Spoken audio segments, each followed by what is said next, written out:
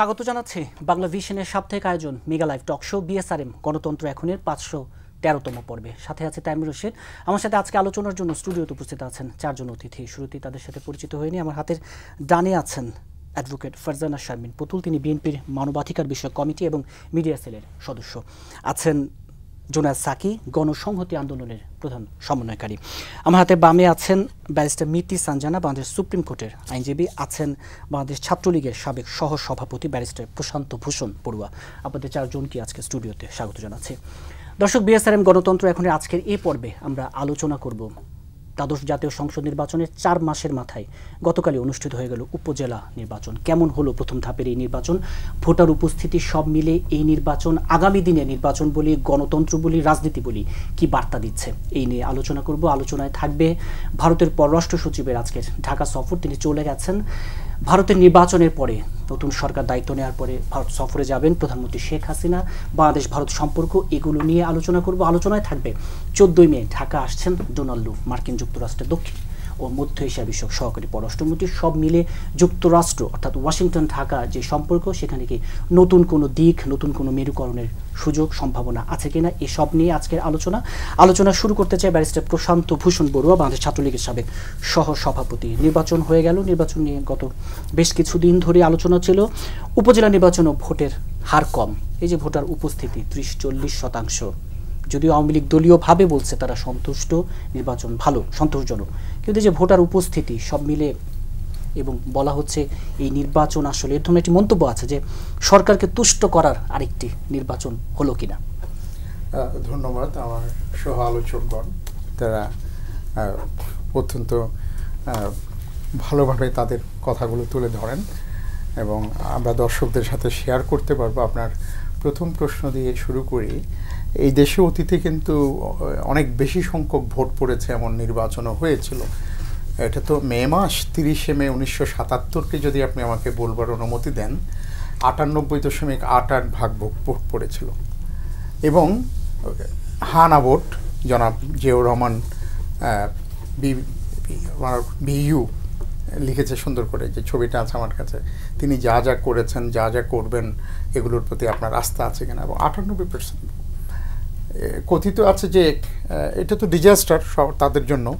তো একজন উপদেষ্টা তারপরেও বলছে যে মনে হয় সিএমএল-এর উপর বোধহয় সিএমএলএ, চিফ মার্শাল অ্যাডমিনিস্ট্রেটর, উনি তখনও কিন্তু চাকরিতে আছেন।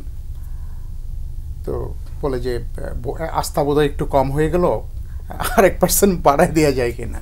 তো শোনেন, যদি জালিয়াতি করে ভোটের হিসাব মানুষ বাড়ায় দেখাতে পারে, দেখিয়েছে অতীতে।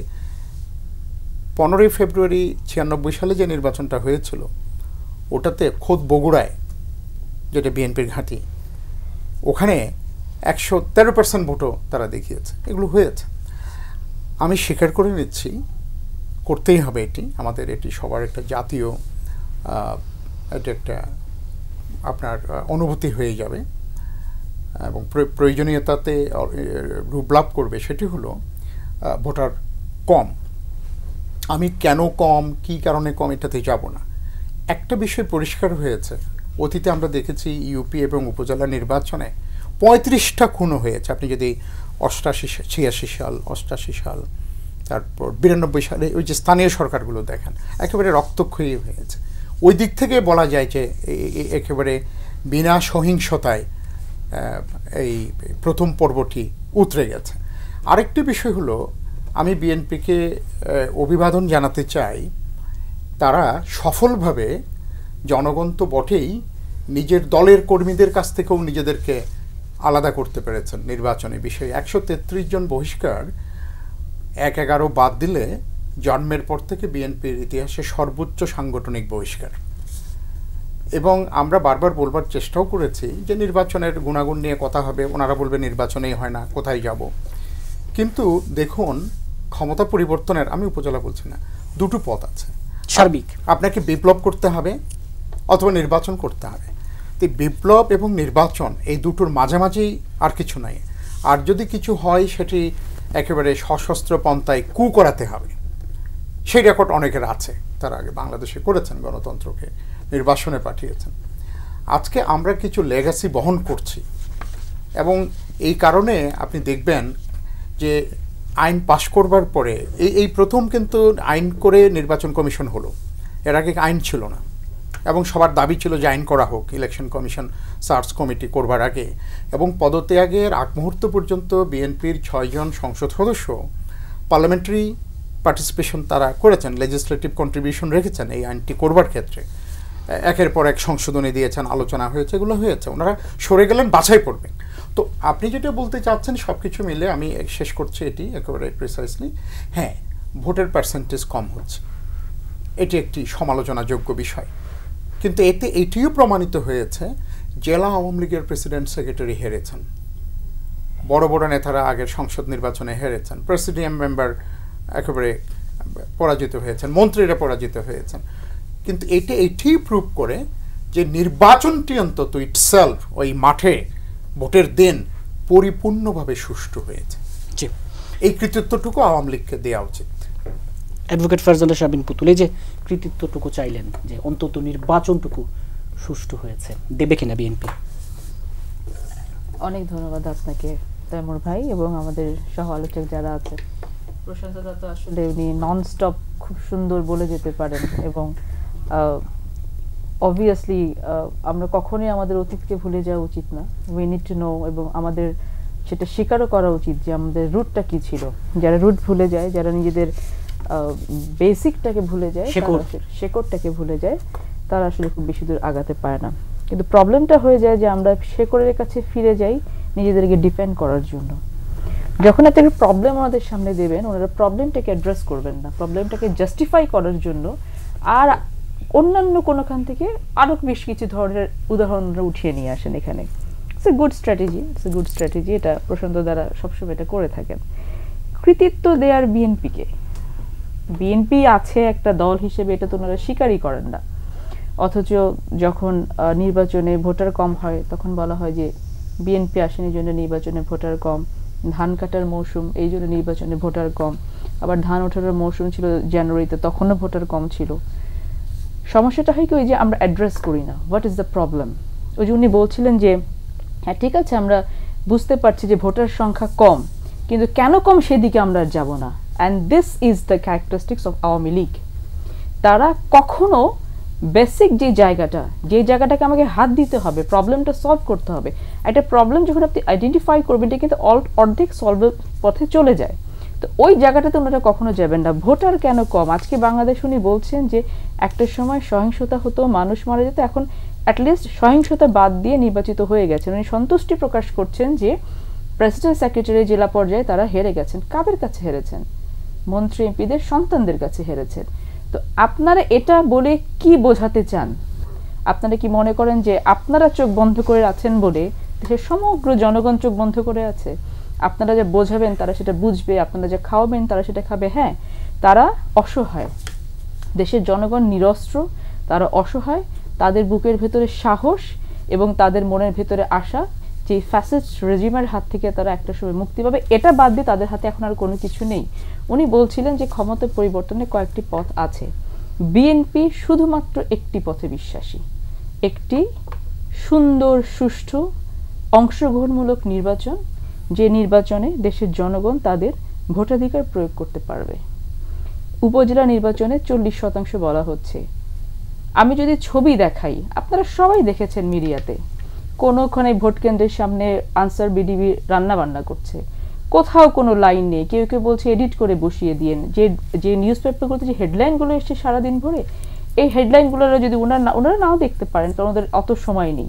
ওনাদেরকে বড় বড় প্রজেক্ট তৈরি করতে হয়, মেগা প্রজেক্টে কাজ করতে হয়। সেই মেগা প্রজেক্টকে 7বার 8বার করে কিভাবে সময় বাড়িয়ে সেখান থেকে অর্থ আত্মসাৎ করতে হবে, সেই অর্থ কিভাবে আমাদেরকে বিদেশ পাঠাতে হবে, কিভাবে ব্যাংকগুলোকে একসাথে করে নিয়ে পরিচালনা পর্ষদকে কিভাবে ম্যানিপুলেট করে নিয়ে এই বিষয়গুলোকে কিভাবে করতে হবে, ওই দিকে তাদের নজর আছে। কারণ যেটা দিয়ে আমরা আমাদের ব্যক্তিগত স্বার্থটাকে আমরা উদ্ধার করতে পারবো, ওই দিকে ওনাদের সব থেকে বেশি নজর। সো দেশ কোথায় গেল, জনগণ কোথায় গেল, দেশের প্রত্যেকটা ইনস্টিটিউশন কোথায় গেল, শিক্ষা খাত কোথায় গেল, আমাদের শিল্প খাত কোথায় গেল, শ্রমিকরা কোথায় গেল, কৃষকরা কোথায় গেল, কোনো কিছুতে তাদের কোনো মাথা কিন্তু ব্যথা আওয়ামী নেই। লীগ তো একটি কথা বলতে চায় যে আওয়ামী লীগের রাজনৈতিক ইতিহাসে শত প্রতিকূল অবস্থার মধ্যে নির্বাচন থেকে তারা কখনো সরে আসেনি। একটি রাজনৈতিক দল নির্বাচন থেকে ধারাবাহিকভাবে দূরে থাকলে আসলে কিছু অর্জন হয় কিনা? It's appreciable, it's appreciable. Awami League কেন নির্বাচন থেকে সরে আসবে? আওয়ামী লীগ বিএনপি মিলে আপনি চিন্তা করে দেখেন, মোটা দাগে 91, 96, 2001, 2006 এই নির্বাচনগুলোকে কিন্তু আমরা বলে থাকি যে মোটা দাগে একটা অংশগ্রহণমূলক এবং দেশে এবং বিদেশে এটা কিন্তু অ্যাকসেপ্টেবল নির্বাচন ছিল। নির্বাচনে আসার জন্য, নির্বাচন হওয়ার জন্য ইউ নিড এনভায়রনমেন্ট। আপনাকে নির্বাচন কিন্তু একদিনের বিষয় না যে আপনি ভোট দিলেন সেটা নির্বাচন হয়ে গেল। একটা নির্বাচনকে একটা লেভেল প্লেইং ফিল্ড তৈরি করতে হলে আপনাকে বহু কাজ করতে হয়। বাংলাদেশে একটি গ্রহণযোগ্য সুষ্ঠু নির্বাচন হওয়ার জন্য যে পরিবেশ বিএনপি সরকার থাকা অবস্থায় তৈরি করতে পেরেছে, জনগণকে কখনো জনগণের সাথে ভাওতাবাজি করেনি, জনগণকে ধোকা দেয়নি, জনগণের কাছে কথা দিয়ে কথা রাখেনি, এটা বিএনপিতে কখনো করেনি। তাদেরকে নির্বাচন থেকে সরতে কেন হবে? সেই পরিবেশ বিএনপি তৈরি করেছিল এবং বিএনপি পারে তৈরি করতে।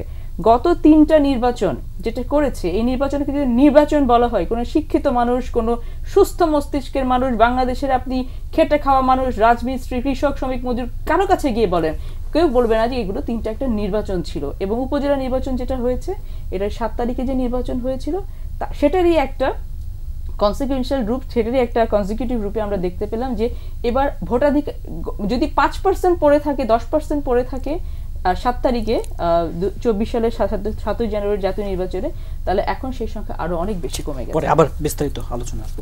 ব্যাস মেহেদী হাসান জানি যে আপনি এই উপজেলা নির্বাচন যেটা হয়ে গেল, এই যে ভোটের প্রতি অনাস্থায়ী কথাগুলো তো আছেই, আপনি আসলে কি দৃষ্টিতে দেখতে চান সবশেষ উপজেলা নির্বাচন? জি, প্রথমত হচ্ছে আমাদের কিন্তু দেশে কোনো ধরনের কোনো আইনগত বাধ্যবাধকতা নেই যে কত % ভোট হতে হবে একটা নির্বাচন সুষ্ঠু হওয়ার জন্য, বা এই ধরনের কিন্তু আইনগত কোনো বাধ্যবাধকতা নেই। আমরা জানি যে পৃথিবীর অনেক দেশেই কিন্তু রয়েছে যে একটা পার্সেন্টেজ সেখানে আইনগতভাবে উল্লেখ করা রয়েছে যে এত % ভোট না পড়লে সেই নির্বাচনটি গ্রহণযোগ্য হবে না বা আইনত সেটি আসলে বৈধ হিসেবে ধরা হবে না। তো যেহেতু আমাদের কোনো আইনগত সে ধরনের বাধ্যবাধকতা নেই, যেই কয়েকটি বিষয় আমাদের দেখা দরকার সেটি হচ্ছে যে নির্বাচনটি সুষ্ঠু হচ্ছে কিনা, শান্তিপূর্ণ হচ্ছে কিনা।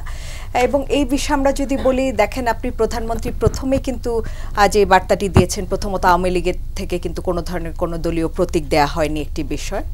এবং সেই সাথে সাথে এটিও আপনি জানেন যে কোনো ধরনের যারা আপনার মানে প্রার্থীদের মানে আওয়ামী লীগের যারা নেতাকর্মী রয়েছেন তাদের কোনো ধরনের আত্মীয় স্বজন, এদেরকেও মন্ত্রী এমপিদের স্বজন যারা, তাদেরকেও কিন্তু নির্বাচনে অংশগ্রহণ করার থেকে বিরত থাকতে বলা। এবং সেই সাথে সাথে কেউ যদি কোনো ধরনের ক্যাম্পেইনের সাথে জড়িত হয়, মন্ত্রী এমপি যারা বলছেন যে হেভিওয়েট যারা রয়েছেন, তারা যদি এই ধরনের কোনো ক্যাম্পেইনের সাথে নিজেদেরকে জড়িত করে বা অন্যান্য আত্মীয় স্বজনরা যদি হয়, তাদের বিরুদ্ধে ব্যবস্থা নেওয়া হবে। তো এই বার্তাটি কিন্তু খুব স্পষ্ট এবং ক্লিয়ার, যে বার্তা সেটি খুব লাউড অ্যান্ড ক্লিয়ার। সেখানে কিন্তু এর মাধ্যমেই কিন্তু বোঝা যাচ্ছে যে কোনো ধরনের ম্যানিপুলেশনের যদি কোনো উদ্দেশ্য থাকে বা থাকতো, সেক্ষেত্রে তো এই ধরনের কোনো লাউড অ্যান্ড ক্লিয়ার বার্তা আসলে দেয়া হতো না। এবং সেক্ষেত্রে যেটা আসলে ভোটারদের যে অনাস্থা বা যেটা বলুন যে একটা বড় দল যখন আসছে না উপস্থিতির অভাব, তো সেখানে তো ডেফিনেটলি একটা বড় দল যেহেতু সেই নির্বাচনের বাইরে, সেখানে তো ডেফিনেটলি সেখান থেকে বেশ কিছু ভোটার আসবে না, সেটি খুব স্বাভাবিক। আরও একটা বিষয় যেটা যে বিএনপি যেমন 134 জন না 160 জনের মতো বোধহয় প্রার্থী যারা কিনা আসলে আপনার দলীয় নির্দেশনা না মেনে সিদ্ধান্তের বাইরে তারা ইলেকশন করছে, তাদের ক্ষেত্রে এটিও একটি দুঃখজনক বিষয় যে হাইকমান্ড যারা, তারা আসলে শুধুমাত্র যে জনগণের পালস বুঝতে পারছে না সেটা নয়, সেই সাথে সাথে দলীয় নেতাকর্মীরা আসলে কি চাচ্ছেন, তাদের চাওয়া পাওয়া, সেখানেও আসলে কিন্তু একটা বোঝার গরমিল হয়ে যাচ্ছে। সেখানেও কিন্তু তাদের ভেতরে একটা ডিমোটিভেশন এবং দিনের পর দিন এইভাবে মানে অংশগ্রহণ না করার ফলে সেটার যে একটা নেগেটিভ ইম্প্যাক্ট পড়ছে, সেটা কিন্তু খুব ক্লিয়ারলি দেখা যাচ্ছে। তো ওভারঅল মিলিয়ে আমার কাছে আসলে যেটা মনে হয় যে উপনির্বাচন নির্বাচন বাদ দিয়েও অনেক জরুরি বিষয় এখন আলোচনার আছে। আওয়ামী লীগ বিএনপি অনেকেই করেন না, তারা বাজার করেন, তার ইলেকট্রিসিটি বিল দিতে হয়, তাদেরকে গ্যাস বিল দিতে হয়, কাজেই সাধারণ মানুষের যে পাসটা সেটা বুঝতে হবে। আস্তে আস্তে আপনি দেখেন যে আমরা দেখতে পাচ্ছি যে বিদেশি অর্ডারগুলো কমে যাচ্ছে, ইউরোপিয়ান আমেরিকার থেকে অনেক অর্ডার কমে যাচ্ছে, অর্থনৈতিক যে অবস্থা, দুর্নীতি, এই বিষয়গুলো আমার কাছে মনে হয় যে অ্যাড্রেস করা, আমার কাছে মনে হয় যে সরকারের আরো অনেক গুরুত্বপূর্ণ কাজ রয়েছে যে কাজগুলোর দিকে ফোকাস দেয়া বা দিচ্ছে। তো সেটি আমার কাছে এখন অনেক বেশি জরুরি আলোচনা করব। জুনায়েদ সাকি, একটি এই যে ব্যারিস্টার প্রশান্ত ভূষণ বড়ুয়া বলছিলেন যে বিপ্লব আর নির্বাচনের মাঝামাঝি কিছু নেই। ধন্যবাদ আপনাকে, সহালোচক সবাইকে সালাম এবং শুভেচ্ছা। আওয়ামী লীগ তো এই এখন নিজেদের ক্ষমতা এটাকে জায়েজ করার জন্য রাজনৈতিকভাবে তার প্রধান লক্ষ্য হচ্ছে যে মানুষের মধ্যে নানা ধরনের বিভ্রান্তি ছড়ানো। একটা বিভ্রান্তি হচ্ছে যে বাংলাদেশে একটা যেন নির্বাচন ব্যবস্থা আছে, ঠিকঠাক মতো এই শাসনতান্ত্রিক অনুযায়ী দেশ চলছে, বিরোধী দল কেবল ইলেকশনে আসছে না, বিরোধী দল ইলেকশনে আসলেই সমস্যাটার সমাধান হয়ে যাচ্ছে, সব ঠিকঠাক চলছে। এইটা সবসময় তারা বলার চেষ্টা করে, এবারও তারা এখন নানানভাবে বলার চেষ্টা করছে। এইসব বিভ্রান্তি তৈরির চেষ্টা সব সময় কাজ না করলেও কিছু মাত্রায় কাজ করে। মানুষ তো নানাভাবে আসলে শোনে, শুনতে শুনতে একসময় তার মনে হয় যে আচ্ছা বোধহয় এরকম একটা বাস্তবতা দিয়ে আছে। আমাদের এখানে রিয়ালিটি তৈরি করা যায়, যা চোখে দেখি তাই একমাত্র রিয়ালিটি হিসেবে মানুষ নিতে পারে না, আরো অনেকভাবে মানুষের মধ্যে নানানভাবে তৈরি করা রিয়ালিটির প্রভাব থাকে। তো আওয়ামী লীগের এটা একটা বড় পলিটিক্যাল চেষ্টা যে যেহেতু তারা ভালো করে জানে যে এই যা চলছে তার মধ্যে ন্যূনতম নিয়ম কানুনের কিছুই নাই, শাসনতন্ত্রের ধারে কাছে তারা নাই, শাসনতন্ত্রের দোহাই তারা দেয়, ফলে তাদের সবসময় একটা এই কৃত্রিম রিয়ালিটি তৈরি করতে হয় এবং এটা নিয়ে মানুষের মধ্যে বিভ্রান্তি ছড়াতে হয়। এখন বিপ্লবের কথা, কুয়ের কথা ইত্যাদি তারা সামনে নিয়ে এসছেন। তো আওয়ামী লীগ কি বিপ্লব করেছিল নাকি 1996 সালে? ওটা কি বিপ্লব ছিল? তো কিংবা ইভেন 2006 সালে যে তারা আন্দোলন করেছে সেটা কি বিপ্লব ছিল? হ্যাঁ, কুদেতা বলা হয় যে ওটার পরিণতিতে একটা কুদেতা এসছে। এখন সেইভাবেই তারা কুদেতার জায়গাতেই ওই মানে আশা করেন যে ওইরকম কুদেতা হলে আমরা ক্ষমতা ছাড়বো, আর নাইলে আমরা ছাড়বো না। এইটার অর্থটা কিন্তু এটাই যে ওরকম যদি করতে পারেন তাহলে করেন, আর নাহলে যেভাবে চলছে এভাবে চলবে। এটাকে আপনাদের মেনে নিতে হবে। আবদারটা কিন্তু এরকম যে আমরা এভাবেই চালাবো, এটা আমাদের মেনে নিতে হবে। আপনি দেখেন বিরোধী দলের দাবিটা কি? একটা সুষ্ঠু অংশগ্রহণমূলক নির্বাচন আমরা চাই। সেটা আওয়ামী লীগ বললেই তো এটা হয়ে গেল না, যেমনটা খালি বিএনপি কিংবা অন্য কোনো দল বললেই হয়ে গেল না। এইটা সবারই মিলে একটা অংশগ্রহণমূলক নির্বাচন, মানে সবার অংশগ্রহণ থাকতে হবে 1 নম্বর, এবং সবার কাছে গ্রহণযোগ্য হতে হবে। বড় দাগে তর্ক তো থাকবেই, নানান বিষয়ে তর্ক অনেক প্রতিষ্ঠিত গণতান্ত্রিক দেশেও হয়, যুক্তরাষ্ট্রের মতো দেশেও নির্বাচন নিয়ে প্রশ্ন উঠছে। তো কিন্তু সাধারণভাবে একটা গ্রহণযোগ্যতা আছে কিনা সেটা হচ্ছে প্রশ্নের জায়গা। এখন বাংলাদেশে যে নির্বাচন নিয়ে গ্রহণযোগ্যতা নাই আমাদের দলগুলোর মধ্যে, এইটা তো সবচেয়ে বেশি আওয়ামী লীগ বলেছে, এবং সেইটার প্রকাশ আমরা 1996 সালে দেখেছি, 2006 সালে দেখেছি। তাহলে সেই জায়গাতেই আমাদের বক্তব্য যে আসেন আমরা একটা নতুন করে একটা গ্রহণযোগ্য অংশগ্রহণমূলক নির্বাচনের ব্যবস্থা কিভাবে হতে পারে সেই জায়গায় যাই। সেখানে আমাদের প্রস্তাব হয়েছিল যে বিদ্যমান ব্যবস্থাটা আছে এর মধ্যে এটা সম্ভব না। এটা অতীতের সকলের দায় নিয়ে বিএনপি যখন 31 দফা প্রস্তাবে সম্মত হয়, তার মানে কিন্তু সে অতীতের দায়টাকে নেয় যে অতীতে যেভাবে চলেছে সেটা দিয়ে আর সম্ভব হচ্ছে না বলে তো নতুন কিছু প্রস্তাব করছে। তাহলে এইটা যদি আপনি বলেন ও না বিএনপি তো 1979 সালে কি করেছে, ও 77 সালে কি করেছে, ও 96 সালে কি করেছে, এই আলোচনা আপনি তুলতে পারেন, কিন্তু তাতে তো আমরা সামনে এগোনো যাচ্ছি না। আপনি অতীতের মানে বলটা টেনে নিয়ে যে ওখানে একটা খেলাধুলা করার চেষ্টা করছেন।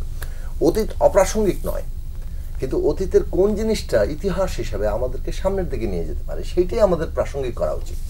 এমন জিনিস অতীতের আপনি টানছেন যেটা হচ্ছে আপনার বর্তমান অন্যায় অথবা আপনি যেভাবে নিজের মতো করে সুবিধাটা চাইছেন সেটাকে জাস্টিফাই করে কেবলমাত্র। এইরকম একটা জায়গাতে আপনি অতীতকে টানেন, সেই অতীত আমাদেরকে কোনো সাহায্য করে না।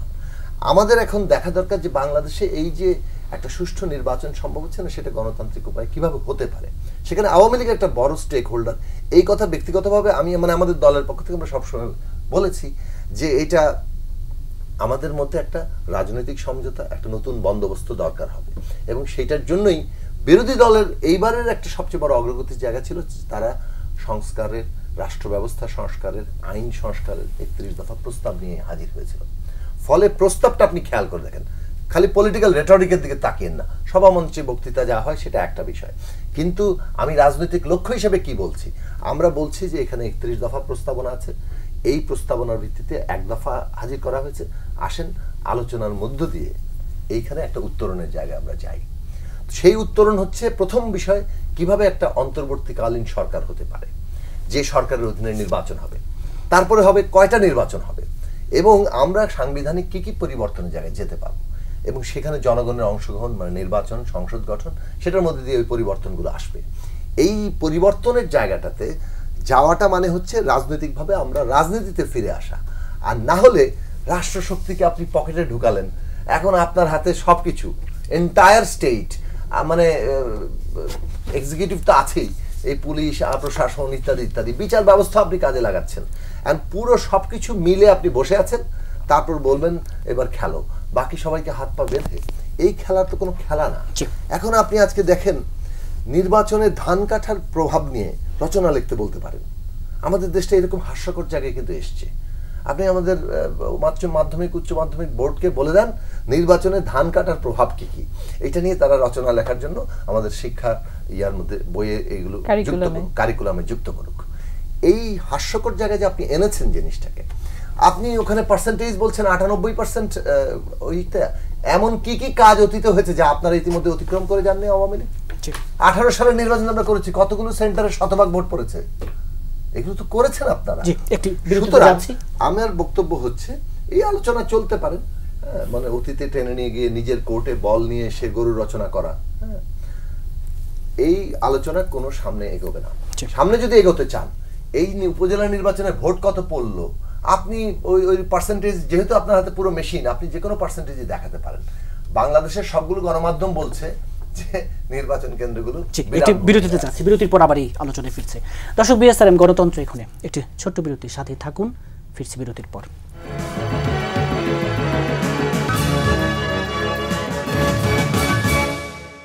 বিরতির পর আবারও স্বাগত জানাচ্ছি বিএসআরএম গণতন্ত্র এখনে। ব্যারিস্টার প্রশান্ত ভূষণ বড়ুয়া বেশ কিছু মন্তব্য, যে নির্বাচনকে একটি হাস্যকর জায়গায় নিয়ে যাওয়া, বিরোধী দল এলেই কি শুধু, যে আপনারা যে বলেন বিরোধী দল তো আসে, বিরোধী দল এলেই কি শুধু নির্বাচনের পুরো ব্যবস্থাটা ঠিকঠাক হয়ে যাবে কিনা, রাজনীতিটাকে আবার রাজনীতিতে ফিরে আনা, কথাগুলো বলছিলেন। দেখুন, কিছু সমালোচনা তো যৌক্তিক ওনারা করেন, এটি তো অস্বীকার করবার উপায় নেই, কিন্তু যা আদি পাপ সেটি ওনারা করেছেন। এখন আপনি বলবেন যে আদি পাপ ওনারা করেছেন বলে কি আপনারা কন্টিনিউ করবেন বা সাপোর্ট করবেন? না, এটাতে আমরা অংশগ্রহণ করব না বলেই 14 সালে ওনাদেরকে আহ্বান জানানো হয়েছিল যে আপনাদের টার্গেট কি, সরকার পরিবর্তন না সুষ্ঠু নির্বাচন? ওনারা বলল সুষ্ঠু নির্বাচন, সরকার পরিবর্তন না। তাহলে ঠিক আছে, যদি সরকার পরিবর্তন না হয় তাহলে সুষ্ঠু নির্বাচনের জন্য যে মেকানিজমগুলো দরকার, যে রিসোর্সেসগুলো ডিপ্লয় করা দরকার, আসুন আমরা বসি। কোন কোন মিনিস্ট্রি আপনারা চান, নির্বাচন সংশ্লিষ্ট মিনিস্ট্রিগুলো চান, স্বরাষ্ট্র মন্ত্রণালয় চান, আমরা আপনাকে দিতে রাজি আছি। আসেন, আওয়ামী লীগের পক্ষ থেকে it was an unprecedented generous effort to bring them back to normalcy in the political theatre. হলো না, করলেন না তারা 14 সালে। তো আমরা কি করতে পারতাম? ধরেন 14 সালে ওনারা আসলেন না, আমরা বললাম না বিএনপিকে ছাড়া ইলেকশন করব না, কি হতো তাহলে? সাংবিধানিক ধারাবাহিকতা বলতে কিচ্ছু থাকতো না, নৈরাজ্য শুরু হয়ে যেত, লুট, ওই যে হাইতির মতো লুটপাট শুরু হয়ে যেত। হয়েছে বোমা হামলাগুলো, ওনারা বলবেন যেগুলো করি নাই, তো হয়েছে, তো কেউ না কেউ তো করেছে। অর্থাৎ একটা লাইবেরিয়া হাইতিতে যেটা হয়েছিল এই ধরনের ক্ষেত্রে, ঠিক ফিটিং দ্য শু, ঠিক এই ধরনের ক্ষেত্রেই ঘটনাগুলো ঘটেছিল। তো আওয়ামী লীগ কী করেছে? ধরেন নির্বাচনটি একটি সাইকেল, 2টি চাকা, সামনের চাকা আমরা, পেছনের চাকা ওনারা চাকাটা খুলে নিয়ে চলে গেলেন পল্টনে বা ওই যে আমেরিকার ভুয়া উপদেষ্টা, এখন তো একজন লু আসছে, একজন ভুয়া লোক তো এখনো বোধহয় জেলে আছে, তাদের জেলে গেল। এই যে চাকাটা ওনারা নিয়ে গেলেন, আমরা কি করছি? ওনাদের চুরি করা জায়গায় আমরা কাঁধের জল দিচ্ছি, দিয়ে সামনের চাকাকে ঠেলার চেষ্টা করছি। অফকোর্স নট আইডিয়াল, এই কারণে ভোট কম হয়। তা আমাদের কি করার আছে? আমরা যদি বলি যে বিএনপি আসবে না, এই জন্য ইলেকশন হবে না, তাহলে আবার নৈরাজ্য হবে, কেওয়াস হবে, সমস্ত সাংবিধানিক অসাংবিধানিক কর্মকাণ্ড যারা করতে চায় সুযোগ পাবে। আমার সবচেয়ে বড় অসুবিধা হবে দুটো ক্ষেত্রে। কমপক্ষে আমার কমার্শিয়াল কম্পিটিটিভনেস হিন্ডার্ড হবে, আমি যে জায়গাটা সাথে গিয়েছি এটা হারাবো ভিয়েতনাম বা অন্য কম্পিটিটরের কাছে।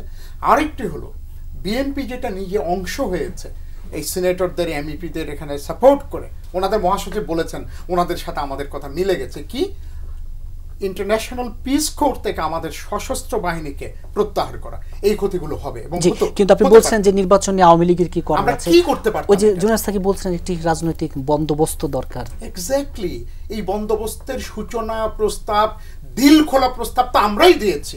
এর আগে 33 দফা সংস্কারের প্রস্তাবও কিন্তু মাননীয় প্রধানমন্ত্রী দিয়েছিলেন এর আগে। আপনি লক্ষ্য করে দেখবেন আজকে সংস্কারের কথা বলা হয়, এটা 33 দফা প্রস্তাব প্রথম প্রধানমন্ত্রী শেখ হাসিনা দিয়েছিলেন। তিনি তখন বিরোধী দলে থেকে সংস্কারের প্রস্তাব দেওয়া কিন্তু সাহসের ব্যাপার, সেটিও উনি দেখিয়েছেন। আপনার এই যে বন্দোবস্তের শুরু উনি নিজে আহ্বান করেছেন। তারপর আরো জিনিস দেখেন, 21শে আগস্টের মতো ঘটনার পরে বেগম জিয়ার বাসায় গেলেন, দরজাও খুলল না, দাঁড়িয়ে থাকলেন। এগুলো সব মেনে নিয়ে তারপর বারবার হাতটা উদার রেখেছেন। সর্বশেষ কখন করলেন? ওই সময়ে বলছে 15 সালের 19শে জানুয়ারি সোহরাওয়ার্দী উদ্যানের প্রথম জনসভায় তিনি বলেছেন যে আপনি আমার রাজনৈতিক প্রতিদ্বন্দ্বী, নাম ধরে বলেছেন, কিন্তু তারপরেও যত সহযোগিতা লাগে দেব, দলকে গোছান, তবে খুনি জামাতকে ছেড়ে আসেন, এটুকু বলেছে। এইটি প্রকাশিত হবার 30 মিনিটের মধ্যে হুঙ্কার, দেশ ছেড়ে পালানোর সময় পাবেন না। 22 মার্চে যখন শ্রীলঙ্কার অবস্থা খারাপ হলো তখন ওনাদের কি হুঙ্কার যে শ্রীলঙ্কা হয়ে যাবে, আপনারা বঙ্গোপসাগরে ঝাঁপ দিয়েও কুল পাবেন না, পালিয়ে যান, না হলে পালাইতেও দিব না। তালেবান যেদিন কাবুল দখল করলো সেদিন বিএনপি সমর্থক বড় বড় বুদ্ধিজীবীদের যদি টাইমলাইনে যান দেখবেন কি হনন ইচ্ছা যে বাংলাদেশও এরকম হবে। খেয়াল করবেন তাহলে আমরা কাদের সাথে কম্পিট করছি? তারা যারা জনগণ তো দূরের কথা, তাদের স্বয়ং তৃণমূলের 133 জনকে বহিষ্কার করতে বাধ্য হয়েছে। দেখুন বিএনপির কেন্দ্রীয় নেতারা কিন্তু কেউ উপজেলা ইলেকশন করেননি, করবেনও না, করেন কিন্তু তৃণমূল। সেই তৃণমূলকে হাজারে হাজারে তারা ইগনোর করছে। তাহলে আমাদেরকে ইগনোর করবে, খুবই স্বাভাবিক। শব্দটি দেখেন, বহিষ্কার করার শেষ লাইনটি, আপনি মির্জাফর, আপনি বেঈমান, আপনি বিশ্বাসঘাতক। 30-35 বছর যারা বিএনপির সভাপতি সাধারণ সম্পাদক তাদেরকে এই ভাষায় তারা চিঠি দিয়েছেন। তো আমাদের সাথে কি ব্যবহার করবেন আপনি বুঝতেই পারেন। জি, অ্যাডভোকেট ফারজানা শামীম পুতুল, এই যে আদি পাপ আওয়ামী লীগের কি করার আছে, দিল খোলা প্রস্তাব আওয়ামী লীগের ছিল, আর এই যে আপনাদের দলীয় নিয়ে আমি একটু যুক্ত করতে চাই, এই যে 133 জন বহিষ্কার, কিন্তু এরই মাঝে যে 138টি উপজেলায় যে নির্বাচন হয়ে গেল, আপনাদের বহিষ্কৃত 8 বিএনপি নেতা কিন্তু নির্বাচিত হয়ে এসছে। তাহলে সব মিলে মানে পরিস্থিতিটা তাহলে দলের জন্য আসলে স্বস্তিদায়ক কিনা? বহিষ্কার করছেন কিন্তু। আমি আপনার প্রশ্নে অবশ্যই আসবো, সবগুলো আমি একটা একটা করে উত্তর দেবো। আমি একটু মিতি আপার দুটো কথা বলি। আপা খুব ভালো কিছু পয়েন্ট নিয়ে এসছেন এখানে, যে আসলে আমাদের সামনে একই উপজেলা নির্বাচন বাদ দিয়ে অনেক বার্নিং ইস্যুস আছে যেগুলো আসলে আমরা পাশ কাটিয়ে যাই। তো আমি খুব বিনয়ের সাথে আপনাকে বলতে চাই যে প্রত্যেকটা issue they are correlated and connected to each other. যখন আপনার একটা দেশে সমস্ত প্রতিষ্ঠানগুলো ভেঙে পড়বে তখন বুঝতে হবে যে এখানে অ্যানোমালি হবেই, এখানে অব্যবস্থাপনা হবেই। সো একটা গণতান্ত্রিক রাষ্ট্রে একটা গণতান্ত্রিক পরিবেশ, একটা সুষ্ঠু নির্বাচন, গণতন্ত্রের চর্চা, এগুলো যখন না থাকবে তখন আপনার ইকোনমি ধসে পড়বে, আপনার বিজনেস ধসে পড়বে, আপনার রাষ্ট্রযন্ত্রগুলো ধসে পড়বে। তো সেটাই আলটিমেটলি হচ্ছে। এবং যখন আপনি একটি সুস্থ, সব কিছুতেই রাজনীতি আছে, আপনি বলতে পারবেন না যে এর মাঝখানে রাজনীতি নেই, এই সব কিছুই রাজনীতির সাথে কানেক্টেড। সো যখন একটা সুস্থ রাজনৈতিক পরিবেশ না থাকবে তখন যে জিনিসগুলো ঘটা উচিত সেই জিনিসগুলোই এখন ঘটছে এবং ভবিষ্যতে আরও ঘটবে। আচ্ছা, আপা আরেকটা কথা বলছিলেন যে প্রধানমন্ত্রীর যে অ্যাপ্রোচ, উনি যেই জেস্টার দেখিয়েছেন যে হ্যাঁ স্বজনরা রাজনীতি করতে নির্বাচন করতে পারবে না, এটা করতে পারবে না, সেটা করতে পারবে। দেখেন, হয় কি ওনারা খুব ভালো মার্কেটিংটা বোঝেন, এটা আমরা বলতেই হবে আর কি। প্রধানমন্ত্রীর যে সাংবাদিক সম্মেলনগুলো হয়, উনি ওনার সাংবাদিক সম্মেলনে ওই সময়টুকুকে যেভাবে উনি মঞ্চায়িত করেন, উনি পুরো দেশটাকে ওভাবে মঞ্চায়িত করেছেন খুব সাকসেসফুলি।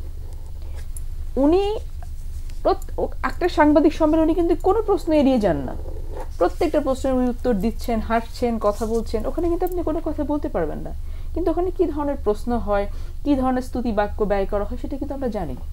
সব কিছু খুব সাজানো গোছানো থাকে জিনিসগুলো। তো আমি এই কথাগুলো এই কারণেই বললাম যে আজকে যদি আপনি এই যে নির্বাচন নিয়ে সুন্দর নির্বাচন হচ্ছে না, ভালো নির্বাচন হচ্ছে, কে জিতে আসছে, কে হেরে আসছে, কে কত ভোট পেল, সবগুলো হচ্ছে অমূলক প্রশ্ন এবং অমূলক কথা।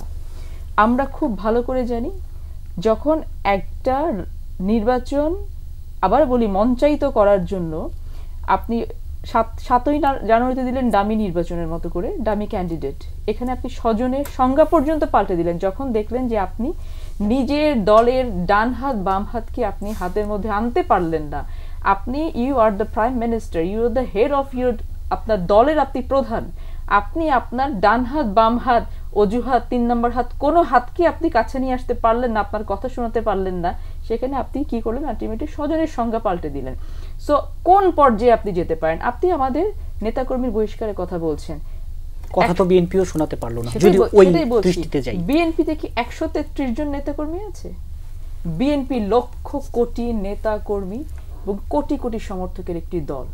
এবং উনি যে বলছেন, আমি খুব আমি ভালো লাগছে দেখে যে আমাদের নেতাকর্মীর প্রতি যাদেরকে বহিষ্কার করা হয়েছে তাদের প্রতি যেই আবেগ, যেটা প্রশান্তদার এসছে, যেই ভালো লাগাটা প্রশান্তদার এসছে, যদি এদেশের জনগণ যারা এত দিন ধরে নির্যাতনের শিকার হচ্ছে, এত দিন ধরে তারা, এই যে আপা যেটা বলছিলেন যে দ্রব্যমূল্যের ঊর্ধ্বগতি, আমাদের এক্সপোর্ট কমে যাচ্ছে, আমাদের এলসি খুলতে পারছে না ব্যবসায়ীরা, তাদের ব্যবসায়ীতে ধস নামছে, এই মানুষগুলোর প্রতি যদি তাদের আন্তরিকতাটুকু থাকতো আমি খুব খুশি হতাম। আরেকটা বিষয় যেটা আমি বলি, কমার্শিয়াল কম্পিটিটিভ যে চিত্রটার কথা প্রশান্তদা বলার চেষ্টা করছিলেন যে এটা একটা, আপনার কোথায় কম্পিটিশন আছে? আপনি আজকে বাংলাদেশের ব্যবসা যেটা, সেটাকে আপনি করেছেন কুক্ষিগত একটা সিন্ডিকেট। আজকে বাংলাদেশে আমি যেটা ফিল করি যে দুটো জিনিস হতে পারে, একটা হচ্ছে আওয়ামী লীগ সরকার যেটা আছে সেটা একেবারে নিজ ইচ্ছায় দেশের জনগণকে পাশ কাটিয়ে শুধুমাত্র ব্যক্তিগত, দলীয় এবং নিজের স্বার্থে দেশটাকে ধ্বংস করছে, অথবা বাংলাদেশে একটি এমন গোষ্ঠীর উদ্ভব হচ্ছে যাদেরকে কন্ট্রোল করা, it's beyond the capacity and capability of this government, যাদেরকে তিনি কন্ট্রোল করতে। এই যে আজকে সিন্ডিকেট, এই সিন্ডিকেটকে আইডেন্টিফাই পর্যন্ত করা যায় না। আজকে ব্যাংকগুলোকে একীভূত করার নামে যেটা করা হচ্ছে, নিজে ধ্বংস করছেন, নষ্ট করছেন, নষ্ট জায়গাটাকে নিয়ে একটা ভালো জায়গায় দিয়ে সেটাকে নষ্ট করছেন। আপনারা টাকা পাচার হয়ে যাচ্ছে, কেন হয়ে যাচ্ছে কোয়েশ্চেন করা যাবে না, এসালামকে কোয়েশ্চেন করা যাবে না, বেসিক ব্যাংককে কোয়েশ্চেন করা যাবে না, কোর্ট থেকে বলা হয় কোয়েশ্চেন করা যাবে না, সব জায়গা থেকে বলা হয় কোয়েশ্চেন করা যাবে না। তো কোয়েশ্চেন করা যাবেটা কি? আপনারা হাজার হাজার কোটি টাকা ছেড়ে দিয়ে 1 কোটি 2 কোটি টাকার কিছু একটা দুই একজনকে সামনে দেখে বলছেন যে আমরা তো এগুলোর বিচার করি। Is this a joke?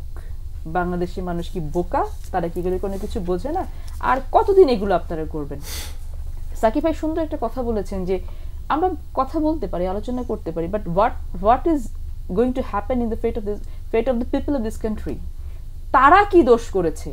আমরা যারা বলি যে আমরা রাজনীতিবিদ, আমরা রাজনীতি করতে চাই, আমরা দেশের দায়িত্ব নিতে চাই বা দেশটাকে লিড দিতে চাই, আমরা তাদের জন্য কি করছি আমাদের এই জিনিসগুলো ভাবতে হবে। তাইমুর ভাই, যদি আমরা না ভাবি দেশটা রসাতলে যাচ্ছে, এটা আমাদেরকে স্বীকার করতে হবে। উন্নয়ন মানে স্ট্রাকচারাল ডেভেলপমেন্ট না, এটা আমাদেরকে বুঝতে হবে। উন্নয়ন মানে মেগা প্রজেক্ট না, এটা আমাদেরকে বুঝতে হবে। হতো যদি আপনি সেই মেগা প্রজেক্টের ডিজাইন করতেন, সময় মতো শেষ করতেন। আজকে আমার সন্তানের ঘাড়ে ঋণের পরিমাণ হচ্ছে 1.5 লক্ষ টাকা। আমি রিক্সা চালাই, আমি কি করে 1.5 লক্ষ টাকা ঋণ দেবো? আপনি এটাকে উন্নয়ন বলছেন? এটা কোন ধরনের উন্নয়ন? আমার এই উন্নয়নের দরকার নেই, দেশের মানুষের উন্নয়ন চায় না তো। আমি সুস্থ মতো ঘর থেকে বেরোবো, ঘরে ফিরবো। আমি এই যে আজকে মারা গেছে আমাদের প্রশিক্ষণ স্কোয়াড্রন লিডার মারা গেছেন যান্ত্রিক ত্রুটির কারণে। কেন আমি মারা যাবো যান্ত্রিক ত্রুটির কারণে? আজকে আমি ঘরে ফিরতে পারি না, সড়কে আমাকে প্রাণ দিতে হয়। আজকে সড়কে প্রাণ দিয়েছে গত 15-16 বছরে কত হাজার কত লক্ষ মানুষ। আপনি কি করেছেন?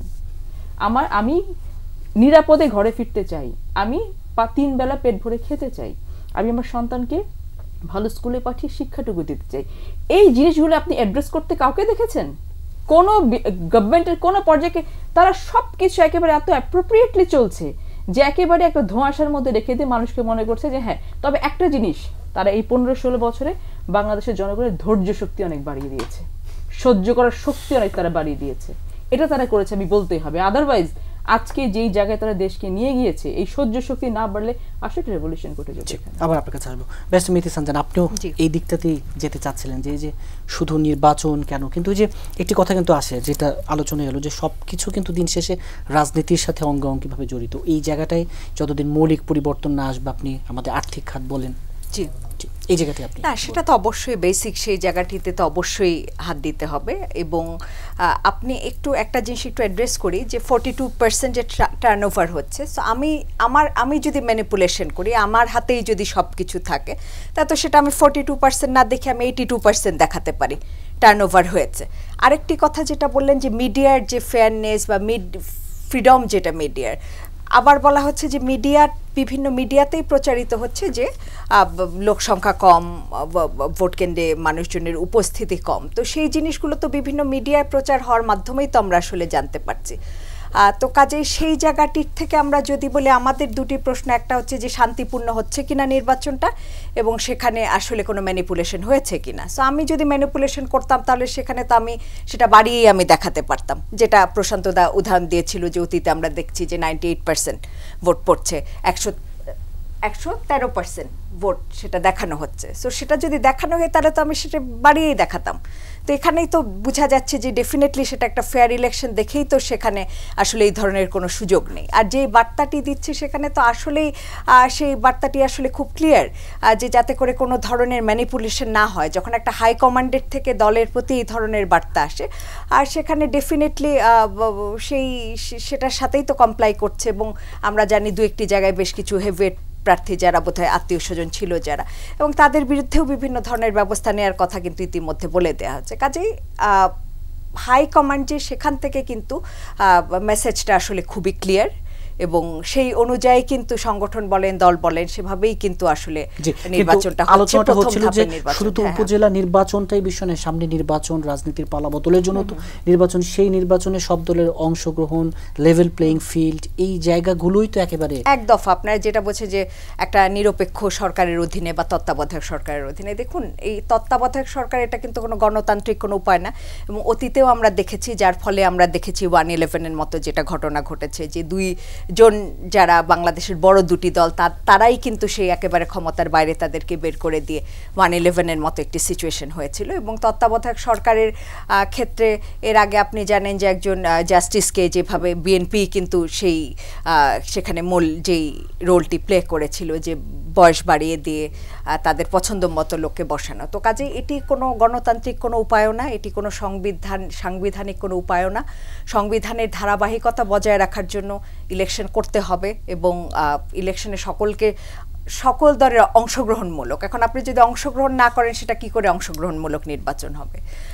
কাজেই সেখানে যে এক দফা দাবির কথা বলা হচ্ছে। এবং আরেকটা জিনিস হচ্ছে যে বিএনপিকে কিন্তু কখনো বলতে শুনি না যে গ্যাসের দাম বাড়ছে, ইলেকট্রিসিটির দাম বাড়ছে, সাধারণ মানুষ তাদের বাজারে যারা যাচ্ছে তাদের কষ্ট হচ্ছে, খেতে পাচ্ছে না। আজকে আমি বোধহয় পুতুল আপার মুখে প্রথমবারের মতো শুনলাম, রেগুলার সব সময় টক শো দেখি, আজ পর্যন্ত তো কাউকে দেখি না যে রাস্তায় দাঁড়িয়ে আন্দোলন করছে, যে মানুষ নিত্য প্রয়োজনীয় যে দ্রব্যমূল্যের দাম বৃদ্ধির জন্য কাউকে রাস্তায় দাঁড়িয়ে আন্দোলন, জনগণকে সাথে নিয়ে কোনো আন্দোলন, জনগণের পক্ষে আন্দোলন, জনবান্ধব কোনো আন্দোলন, সেগুলো কিন্তু আমরা আসলে কখনো দেখতে পাই। ওই এক দফা এক দাবির কথাই শুনতে পাই সব সময়, যে তত্ত্বাবধায়ক সরকার, নিরপেক্ষ সরকারের অধীনে নির্বাচন বা ক্ষমতা রিলেটেড সব ধরনের কথাই কিন্তু শুনতে পাচ্ছি সব সময়। বিএনপি মহাসচিব গত নির্বাচনের আগে, ডোনাল্ড চিঠি আসার আগে, তারা কিন্তু খারিজ করে দিয়েছিল যে আলোচনাই যাবে না। স্বয়ং আওয়ামী লীগ সাধারণ সম্পাদক বলার পর খারিজ করে দিয়েছে। ডোনাল্ড চিঠি আসার পরে তারপর আবার বলা শুরু করলেন যে আলোচনা হতে পারে। অথচ ওনার চিঠি আসার 5 সপ্তাহ আগে আওয়ামী লীগের প্রস্তাবনাটা খারিজ করে দিয়ে তাহলে আপনি আর কত স্পেসটা কীভাবে আসবে? আমি হাত দিলে আপনার তো হাত বাড়াতে হবে। আমার বাড়ানো হাতে যদি আপনি কোপ দেন তাহলে আমি হ্যান্ডশেক করব কি করে পরের পরে? জুনায়েদ সাকি, যে স্পেসটা আসবে কিভাবে? ধন্যবাদ আপনাকে, একটু সময় দিন আর কি। প্রথম বিষয় হচ্ছে যে দেখুন, এই যে নির্বাচন না হওয়ার ফল এবং নির্বাচন যে অংশগ্রহণমূলক হচ্ছে না, তার ফলে কোনো জবাবদিহিতা নেই। জবাবদিহিতাটা আসে কখন? যখন মানুষ ভোট দিয়ে একটা নির্বাচনের ফলাফল বদলাতে পারেন। আপনি নির্বাচন নামক একটা নাটক মঞ্চস্থ করছেন, আপনি জানেন ফলাফল কি হবে, আপনি ক্ষমতায় থাকবেন, ওর মধ্যে তার কোনো জবাবদিহিতার প্রসঙ্গ থাকবে না, কারণ আপনি ক্ষমতায় থাকবেন, এটা সবাই জানে, ফলে মানুষ ভোট দেওয়ার কোনো আগ্রহ পাবে না। বাস্তবতাটা ওই জায়গায়, বাংলাদেশের নির্বাচনের বাস্তবতাটা এই জায়গায় যে মানুষ মনে করছে এই নির্বাচনে ভোট দিয়ে কোনো লাভ নেই। উপজেলা, ইউনিয়ন পরিষদ, এগুলো তো অনেক ক্ষেত্রে হয়তো পারিবারিক, এলাকাগত নানান কারণে কিছু মানুষ ভোট দিতে যায়। এর মানে এই না যে মানুষ ভোট দিতে যাচ্ছে। মানুষ যখন ক্ষমতা বোধ করছে, এজেন্সি যাকে বলে, অর্থাৎ আমার একটা কর্তা সত্তা আছে, আমি ভোটটা দিয়ে আমি ফলাফল বদলাতে পারি, অমুককে পরাজিত করতে পারি, অমুককে বিজয়ী করতে পারি। এই যে জনগণের হাতে ক্ষমতার কর্তৃত্বটা, যেটা সাংবিধানিকভাবে বলা হয়েছে, সেইটার যে এক্সারসাইজ করার জায়গাটা, এটা যখন আপনি বন্ধ করে দিয়েছেন, তখন ইলেকশন বলে আর কিছু নাই। আর নাটক মঞ্চস্থ করাটা আমাদের দেশের ইতিহাসে আমাদের সামরিক শাসকরাও করেছে। আপনি তার চাইতে ভালো যাওয়া তো দূরের কথা, বরং সামরিক শাসকদেরই এখন সবচেয়ে ভালো অনুসারী হিসেবে নিজেকে প্রতিষ্ঠিত করেছে। আওয়ামী লীগের জন্য এটা গৌরবের ব্যাপার হলো, নাকি আওয়ামী লীগ একটা রাজনৈতিক যে ঐতিহ্যবাহী দল, তারা যখন সামরিক শাসকদের অনুসারী, সেটা তাদের জন্য কতটা কি অবস্থা মানে আমাদের পরিচয় দেয়, সেটাই বরং প্রশ্ন করা দরকার। কিন্তু এর ফলাফলটা যদি তাকান, এই যে এতক্ষণ যে প্রশ্নগুলো তোলা হলো, বাংলাদেশে আমরা দেখব যে দুটো ঘটনা ঘটছে। এই সরকার হাজার হাজার কোটিপতিদের সরকারে পরিণত হয়েছে, হাজার হাজার কোটিপতি তৈরি করছেন এবং তাদের আরো হাজার কোটিপতি বানানোর ব্যবস্থাটা করছেন। সর্বশেষ ন্যাশনাল ব্যাংকের কর্তৃত্বটাও এস আলমের কাছে গেল। এর আগে 7টা ব্যাংকের উপর তাদের কর্তৃত্ব আছে, মানে কনসেন্ট্রেশনেরও একটা সীমা থাকে। মোটামুটিভাবে 8টা ব্যাংক একটা কোম্পানি নিয়ন্ত্রণ করতে পারছে, এই বাস্তবতা আপনি তৈরি করেছেন। এবং তারা যে বর্তমান সরকারের সাথে অত্যন্ত ঘনিষ্ঠ, বাংলাদেশে তো আর এটা, আপনি ছোট দেশ, সবাই সবকিছু জানে।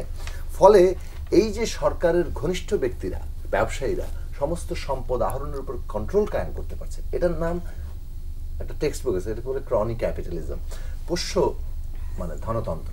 মানে আপনি রাষ্ট্র ক্ষমতা ব্যবহার করে ধন সম্পদকে আহরণ করবেন।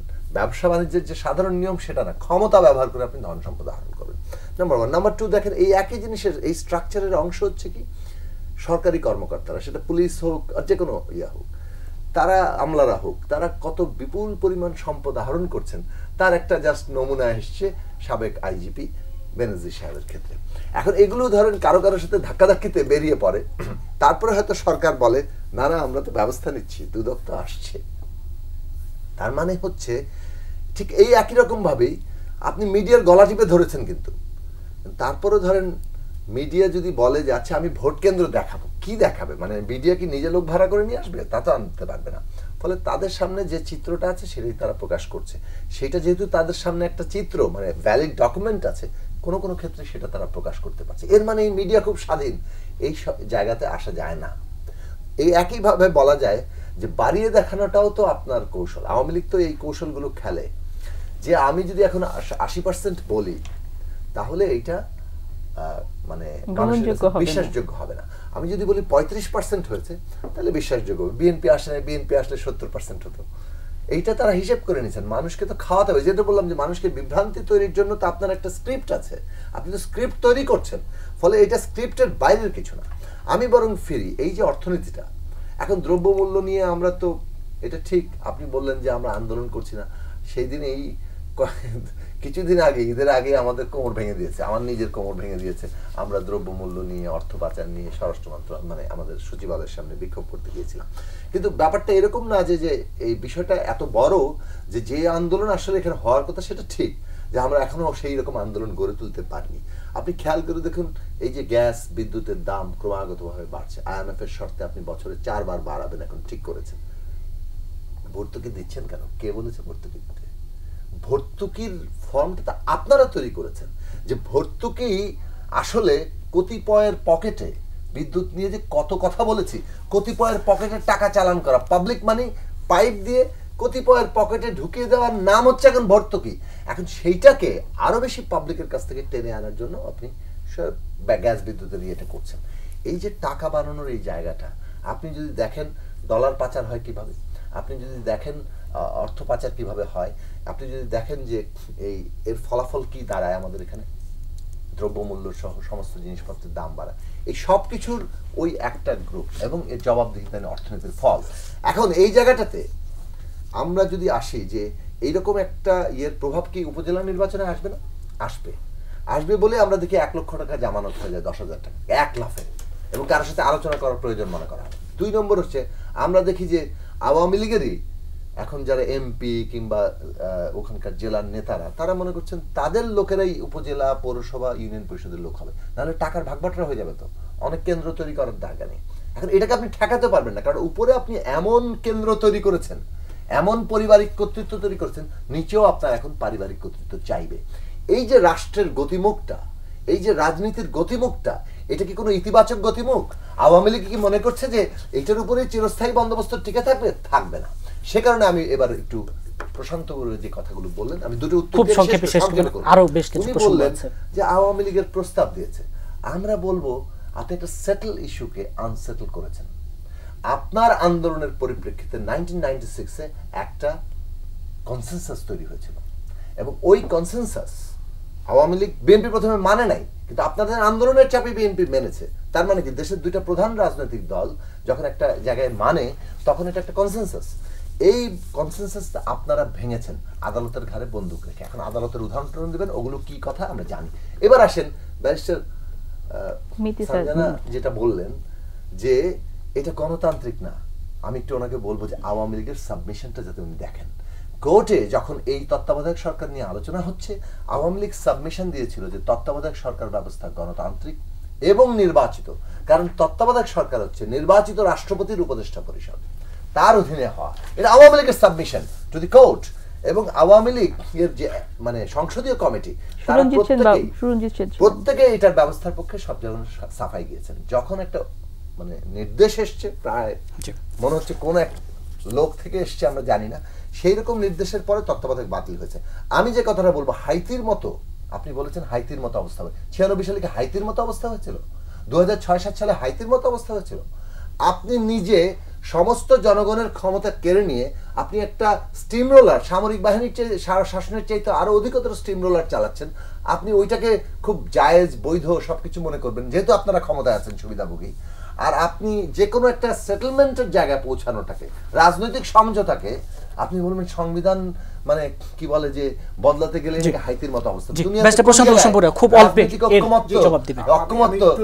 কথাটা শেষ করি, দুনিয়ার কোন জায়গায় একটা পলিটিক্যাল মুভমেন্টের মধ্যে সেটেলমেন্টে আসা যায়? হাইতির মতো অবস্থা তৈরি হয়েছে। আমরা তো একটা সেটেলমেন্টে পৌঁছানোর কথা বলছি। সেটেলমেন্টের প্রস্তাবনায় 31 দফা যে রাজনৈতিক বন্দোবস্তের প্রস্তাব, আওয়ামী লীগের প্রস্তাব কি? আওয়ামী লীগের প্রস্তাব ছিল এই সব ভুয়া, আপনাদের এই সরকারের অধীনে নির্বাচন করতে হবে, এটা মেনে নিয়ে আলোচনা করতে হবে। আবার বলি, লাস্ট কথা একটু বলি, আলোচনা অনেক সুবিধা হবে। আলোচনার প্রস্তাব কিন্তু বিরোধী দল থেকে আমরা বারবার দিয়েছি, আমরা বলেছি এজেন্ডা করেন। আমরা বিরোধী দল যে আলোচনার প্রস্তাব করছি, আপনি যদি এজেন্ডাই না আনেন, তাতে আলোচনার তো আসলে আপনি করতে চাইছেন। বেস্ট প্রশ্ন বড় খুব অল্প এর জবাবদের পরে অন্য প্রসঙ্গে যাব। এই যে আপনি যে মামলার কথা বললেন, এটা স্বয়ং টিএইচ খান, আপনারা জানেন টিএইচ খান কে ছিলেন, তিনি তার অ্যামিকাস কিউরির বক্তব্যে ইমোশনাল হয়ে বলেছেন যে এটি আমি এবং আমার সহকর্মীরা এই ড্রাফটিং এর সাথে যুক্ত ছিলাম, এটি নির্বাচিত সংসদের উপর ছেড়ে দেওয়ার পক্ষপাতী, স্বয়ং তিনি বলেছেন। এবং ওই আদেশে পরিষ্কারভাবে 10ম এবং একাদশ নির্বাচনের কথা বলা ছিল। আমরা কিন্তু যেটা এখন 24 হলো, এটা 12তম সুযোগ ছিল। আরেকটি বিষয় হলো, তাদেরকে বারবার বলা হয়েছে নিঃশর্ত আলোচনায় আসুন। ওনারা বলেছেন না, আগে আমার দাবি মানতে হবে। তাহলে আলোচনা কি? খেয়াল করবেন ইলেকশনটা কি কারণে হয়, একটি সরকার পরিবর্তনের জন্য। তো আপনি নির্বাচনের আগেই যদি শর্ত দিয়ে সরকার পরিবর্তন করে ফেলেন, নির্বাচনটা আমার দরকার কি? ওনারা বারবার যেটা করছেন সেটা হচ্ছে যে নির্বাচনে জেতার আপনার নিশ্চয়তার চেয়ে বিএনপি না সেটা তো 18 চেয়েছে না সেটা তো বলেছে তর্ক না করে একটু আপনার সাথে একটা জিনিস বলি, এটা কিন্তু ইন্টারপ্রিটেশন যে নির্বাচনের যে তার জয়ের আশাটা মানে গ্যারান্টি। আপনি যে কথাটা বললেন যে 1996 সালে যখন আওয়ামী লীগ তত্ত্বাবধায়ক সরকারের দাবি করেছিল, সে সরকারের সাথে আলোচনা করেনি। আলোচনাটা কি নিয়ে হয়েছিল? তত্ত্বাবধায়ক সরকার দাবিটা নিয়ে মানবে কি মানবে না আলোচনা হয়নি শেষ পর্যন্ত, এটা অন্য বিষয়। না ওটা হয় নাই আলোচনা, কিন্তু আলোচনা যতটুকু হয়েছিল সেই আলোচনা আন্ডার হ্যান্ডে ওপেন হ্যান্ডে সেই আলোচনা 13 সালের নভেম্বরেও হয়েছে, ডিসেম্বরেও হয়েছে। এই ধরনের আলোচনা আওয়ামী লীগ করেছে সব সময়। এই যে আপনার তারানকোর যে আসলো গুলশানে যে মিটিং, এখানে বিএনপি সহ আলোচনা করেছে।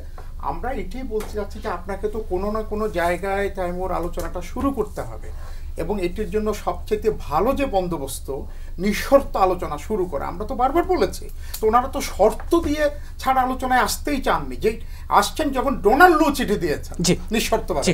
আমার কথা হচ্ছে দেখুন, ওনারাও নির্বাচন চায়, আমরাও নির্বাচনটি চাই, এবং সত্যিকার বলতে গেলে বিএনপি ছাড়া নির্বাচন হলো ফুটবলের পরিবর্তে জাম্বুরায় লাথি মারা। আমার পা ক্ষত বিক্ষত হয়, তারপরেও আমি এটা মেনে নিয়েছি সংবিধান গণতন্ত্র এগুলো রক্ষার স্বার্থে। তো বারবার আমরা জাম্বুরায় লাথি মারতে কেউই চায় না, কিন্তু যারা ফুটবল হয়ে আসবে তাদের তো আসতে হবে। ডোনাল্ডুর প্রসঙ্গ আপনি তুলছিলেন, নির্বাচন হয়ে গেল 7 জানুয়ারি, 14 মে আবার ডোনাল্ডু আসছেন। এবার আসলে কেন কাতারের আমিরও তো ভিজিট করে গেলেন, আসবেন। শোনেন, আপনার যখন ঘরে ধানের সুবাস থাকবে, আপনার অনেক মানুষ আসবে, কিনতে আসবে, নিতে আসবে, আপনি আসবেন। বাংলাদেশের যে, আমি জিও পলিটিক্সের কথা বলবো না, এটা অনেক তর্ক বিতর্ক আছে, ইন্দো প্যাসিফিক এগুলোতে যাব না।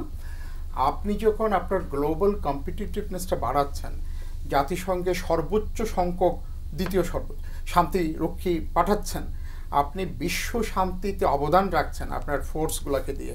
বিভিন্ন দেশে বাংলাদেশের নামে রাস্তার নামকরণ হচ্ছে, আমাদের ফোর্সেস যে তারা সার্ভিস দিচ্ছেন A+, কোনো অভিযোগ নাই, কিন্তু অন্য দেশের অনেকের বিরুদ্ধে অভিযোগ আছে।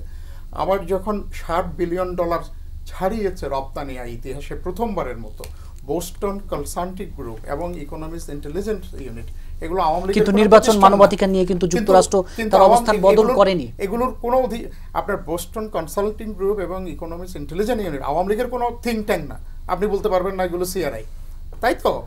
তাদের প্রজেকশনে যখন আমরা 1 ট্রিলিয়ন অর্থনীতির দিকে যাচ্ছি, তখন আমার গ্লোবাল কম্পিটিটিভনেস ক্ষতিগ্রস্ত করার জন্য আমার ঘরের লোক যদি বাইরের কোনো লোকের সাথে হাত মিলায়, লড়াইটা বাংলাদেশ ভার্সেস বিএনপি হয়ে যায়, বিএনপি আওয়ামী লীগ লড়াই থাকে না। আমরা বারবার এটাই বলেছি, আপনি আমার গ্লোবাল কমার্শিয়াল কম্পিটিটিভনেস আপনি হিন্ডার করছেন, আপনি আমার সেনাবাহিনীকে উদ্র করতে বলছেন, হেসে হেসে বলতেছেন পশ্চিমাদের উপর বিশ্বাস রাখতে হবে, ওদের সাথে আমাদের কথা মিলে গেছে। আরে আমি তো অবাক হয়ে গেছি, বিএনপি তো বরং আমি আশা করছিলাম বলবে না ওগুলো আমরা ডিস্টেন্ড করি, আমরা এগুলো বলিনি, আমরা নির্বাচন চেয়েছি, তত্ত্বাবধায়ক চেয়েছি, এই পর্যন্ত ঠিক আছে, সেনাবাহিনী প্রত্যাহার করার জন্য পিস করতে থেকে বলিনি, সেটাও তো ওনারা বললেন না। আমি অবাক হয়েছি না, আপনি অবাক হবেন না, অনেকেই হয়েছে। তো এই কারণে আমি মনে করছি যে ওনাদের দাবি দেওয়ার তীব্রতা কিংবা উগ্রতা একটা আনকন্ট্রোল পর্যায়ে চলে গেছে। তারপর ওনাদের নিজেরই সমস্যা আছে। জনাব রহমান একজন সীতারাম কেশরী খুঁজে পাচ্ছেন না, যতক্ষণ সীতারাম কেশরী খুঁজে পাবে না, তাদের লাইন আপ দেখেন, আপনি যদি খন্দকার মোশাররফ দেখেন, ডক্টর মঈন খান দেখেন, তাদের মহাসচিব দেখেন, এই যে লাইন আপটা, এখানে একটাও প্রাইম মিনিস্ট্রিয়াল ফেস ওনারা রিলাই করতে পারছেন না। এখন জনাব তারেক রহমান যতদিন নির্বাচনের জন্য উপযুক্ত না হবেন, ততদিন নির্বাচনে যদি বিএনপি জিতেও যায়, ওনার লাভ কি? তো স্বাভাবিকভাবেই ওনাদের বিষয়। কিন্তু আমাদের পর্যবেক্ষণ হলো ওনারা এবং অন্যান্য দলগুলো মিলে অবশ্যই একটা স্থায়ী নির্বাচনী বন্দোবস্তের দিকে আমাদের যাওয়া উচিত, এবং এটি সম্ভব। নিঃশর্ত আলোচনা করতে হবে। আগে আপনি পালাই যান, আপনাকে শিকল পরাবো, বঙ্গোপসাগরে ঝাঁপ দেন, এগুলো আমরা বলিনি, আমরা একটাও বলিনি যে বিএনপি নেতারা পালান।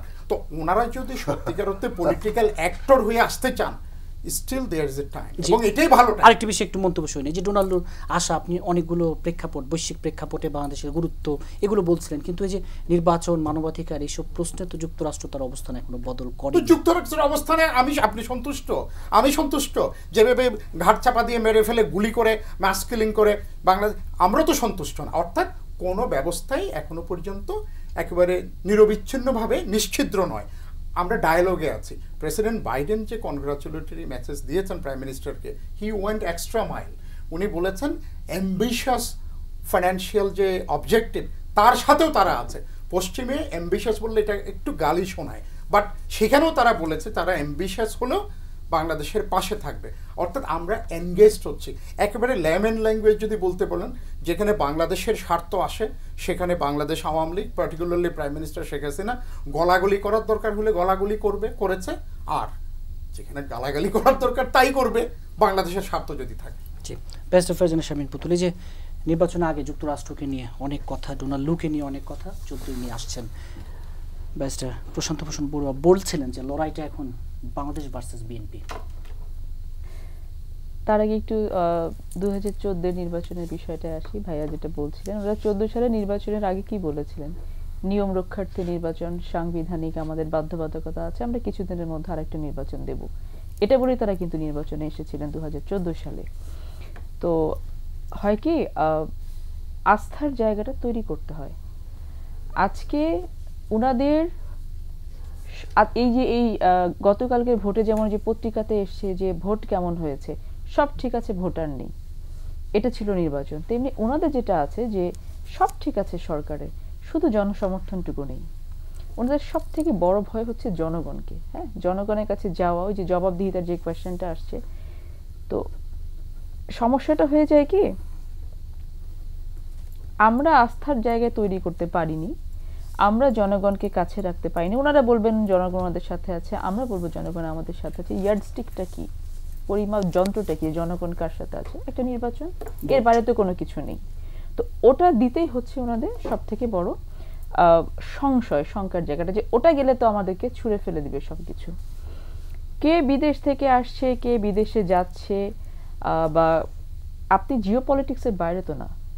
আপনি যখন একটি রাষ্ট্রপ্রধান বা রাষ্ট্রের চালিকা শক্তি, তখন আপনাকে অবশ্যই আপনার বাকি রাষ্ট্রগুলোর সাথে বন্ধু প্রতিম বলেন, সব ধরনের সম্পর্ক, প্রত্যেকটা রাষ্ট্র চাই যে বন্ধু প্রতিম সম্পর্ক বজায় রাখবো আমরা। কেন? কারণ একটি রাষ্ট্র চালানোর জন্য আমাদের অনেক ধরনের ফোর্সের প্রয়োজন হয়।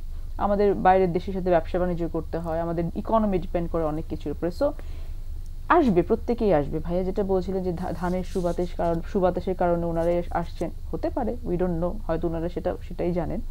ডোনাল্ড লু কেন আসছেন উনিই জানেন বিষয়টা। তবে আমরা যেটা দেখেছি, আপনি বলছিলেন, উনি অনেক কথা বললেন যে অনেক কিছু হয়ে গেছে আসলে বাংলাদেশের সাথে।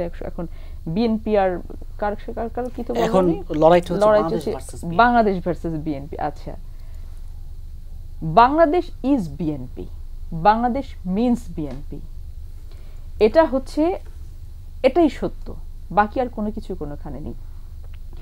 ইউএস স্টেট ডিপার্টমেন্ট থেকে বা ইউএন থেকে এই যে শান্তিরক্ষী মিশন সেনা সরানোর জন্য কে কোথায় কি বলেছে আমি আসলে জানি না, উনি কোথা থেকে নিয়ে আসছেন এটা উনি বলতে পারবেন। মানবাধিকারের ইস্যুতে, নির্বাচনের ইস্যুতে যে রিপোর্ট এই কয়েকদিন আগে ওনারা প্রকাশ করেছেন, আমরা কখনো কারো দিকে তাকিয়ে থাকিনি, কিন্তু আমরা বারবার একটা কথা বলেছি যে আমাদের রিয়েল কজগুলোর সাথে, যেটা নিয়ে আমরা আন্দোলন করছি, আন্দোলনে মাঠে আছি, এখনো আছি। মিতি আপা বলছিলেন যে আমরা দ্রব্যমূল্য নিয়ে আমরা কোনো কিছু কখনো বলি না। আমাদের প্রত্যেকটা প্রসেশন, মানববন্ধন থেকে শুরু করে, পদযাত্রা থেকে শুরু করে, সমাবেশ থেকে শুরু করে, আলোচনা সভা থেকে শুরু করে, সবগুলোতে থাকে হচ্ছে প্রথম লাইনটা থেকে দ্রব্যমূল্যের ঊর্ধ্বগতি এবং আনুষঙ্গিক যা যা আছে, প্রায় 3 লাইনের একটি আমাদের স্লোগান থেকে, সেটা দিয়ে আমরা প্রোগ্রামগুলো করি। আপা হয়তো দেখেননি, হয়তো ওই জন্য বলেছেন এটা, আমি আপাকে অনুরোধ করবো এই বিষয়গুলো দেখে নেওয়ার জন্য।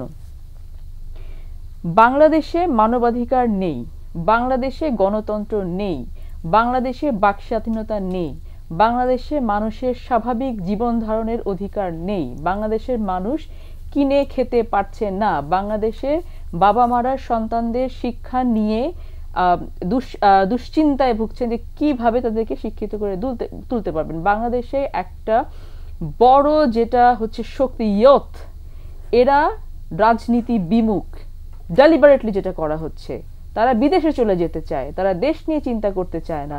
ইয়তকে ব্যস্ত রাখা হয়েছে আপনার মাদকের মাধ্যমে। আজকে মাদকের যে আপনি দেখেছেন, আপনার মনে আছে কিনা সেই ক্রসফায়ারের সময়গুলোতে মাদকের নামে ক্রসফায়ারে জীবন গেছে, মাদক কিন্তু যায়। কিন্তু এই সমস্যাগুলোর ক্ষেত্রেই তো যেটা বলা হয় যে বিদেশ নির্ভর রাজনীতি, এই জায়গা থেকে তো নিজেদেরই না, বিদেশ নির্ভর রাজনীতিটাকে এটা এক একজন এক একভাবে রেটরিকটা ইউজ করবে। এখন আমরা যদি বলে থাকি যে আজকে বাংলাদেশ যে চলছে, কে চালাচ্ছে বাংলাদেশকে?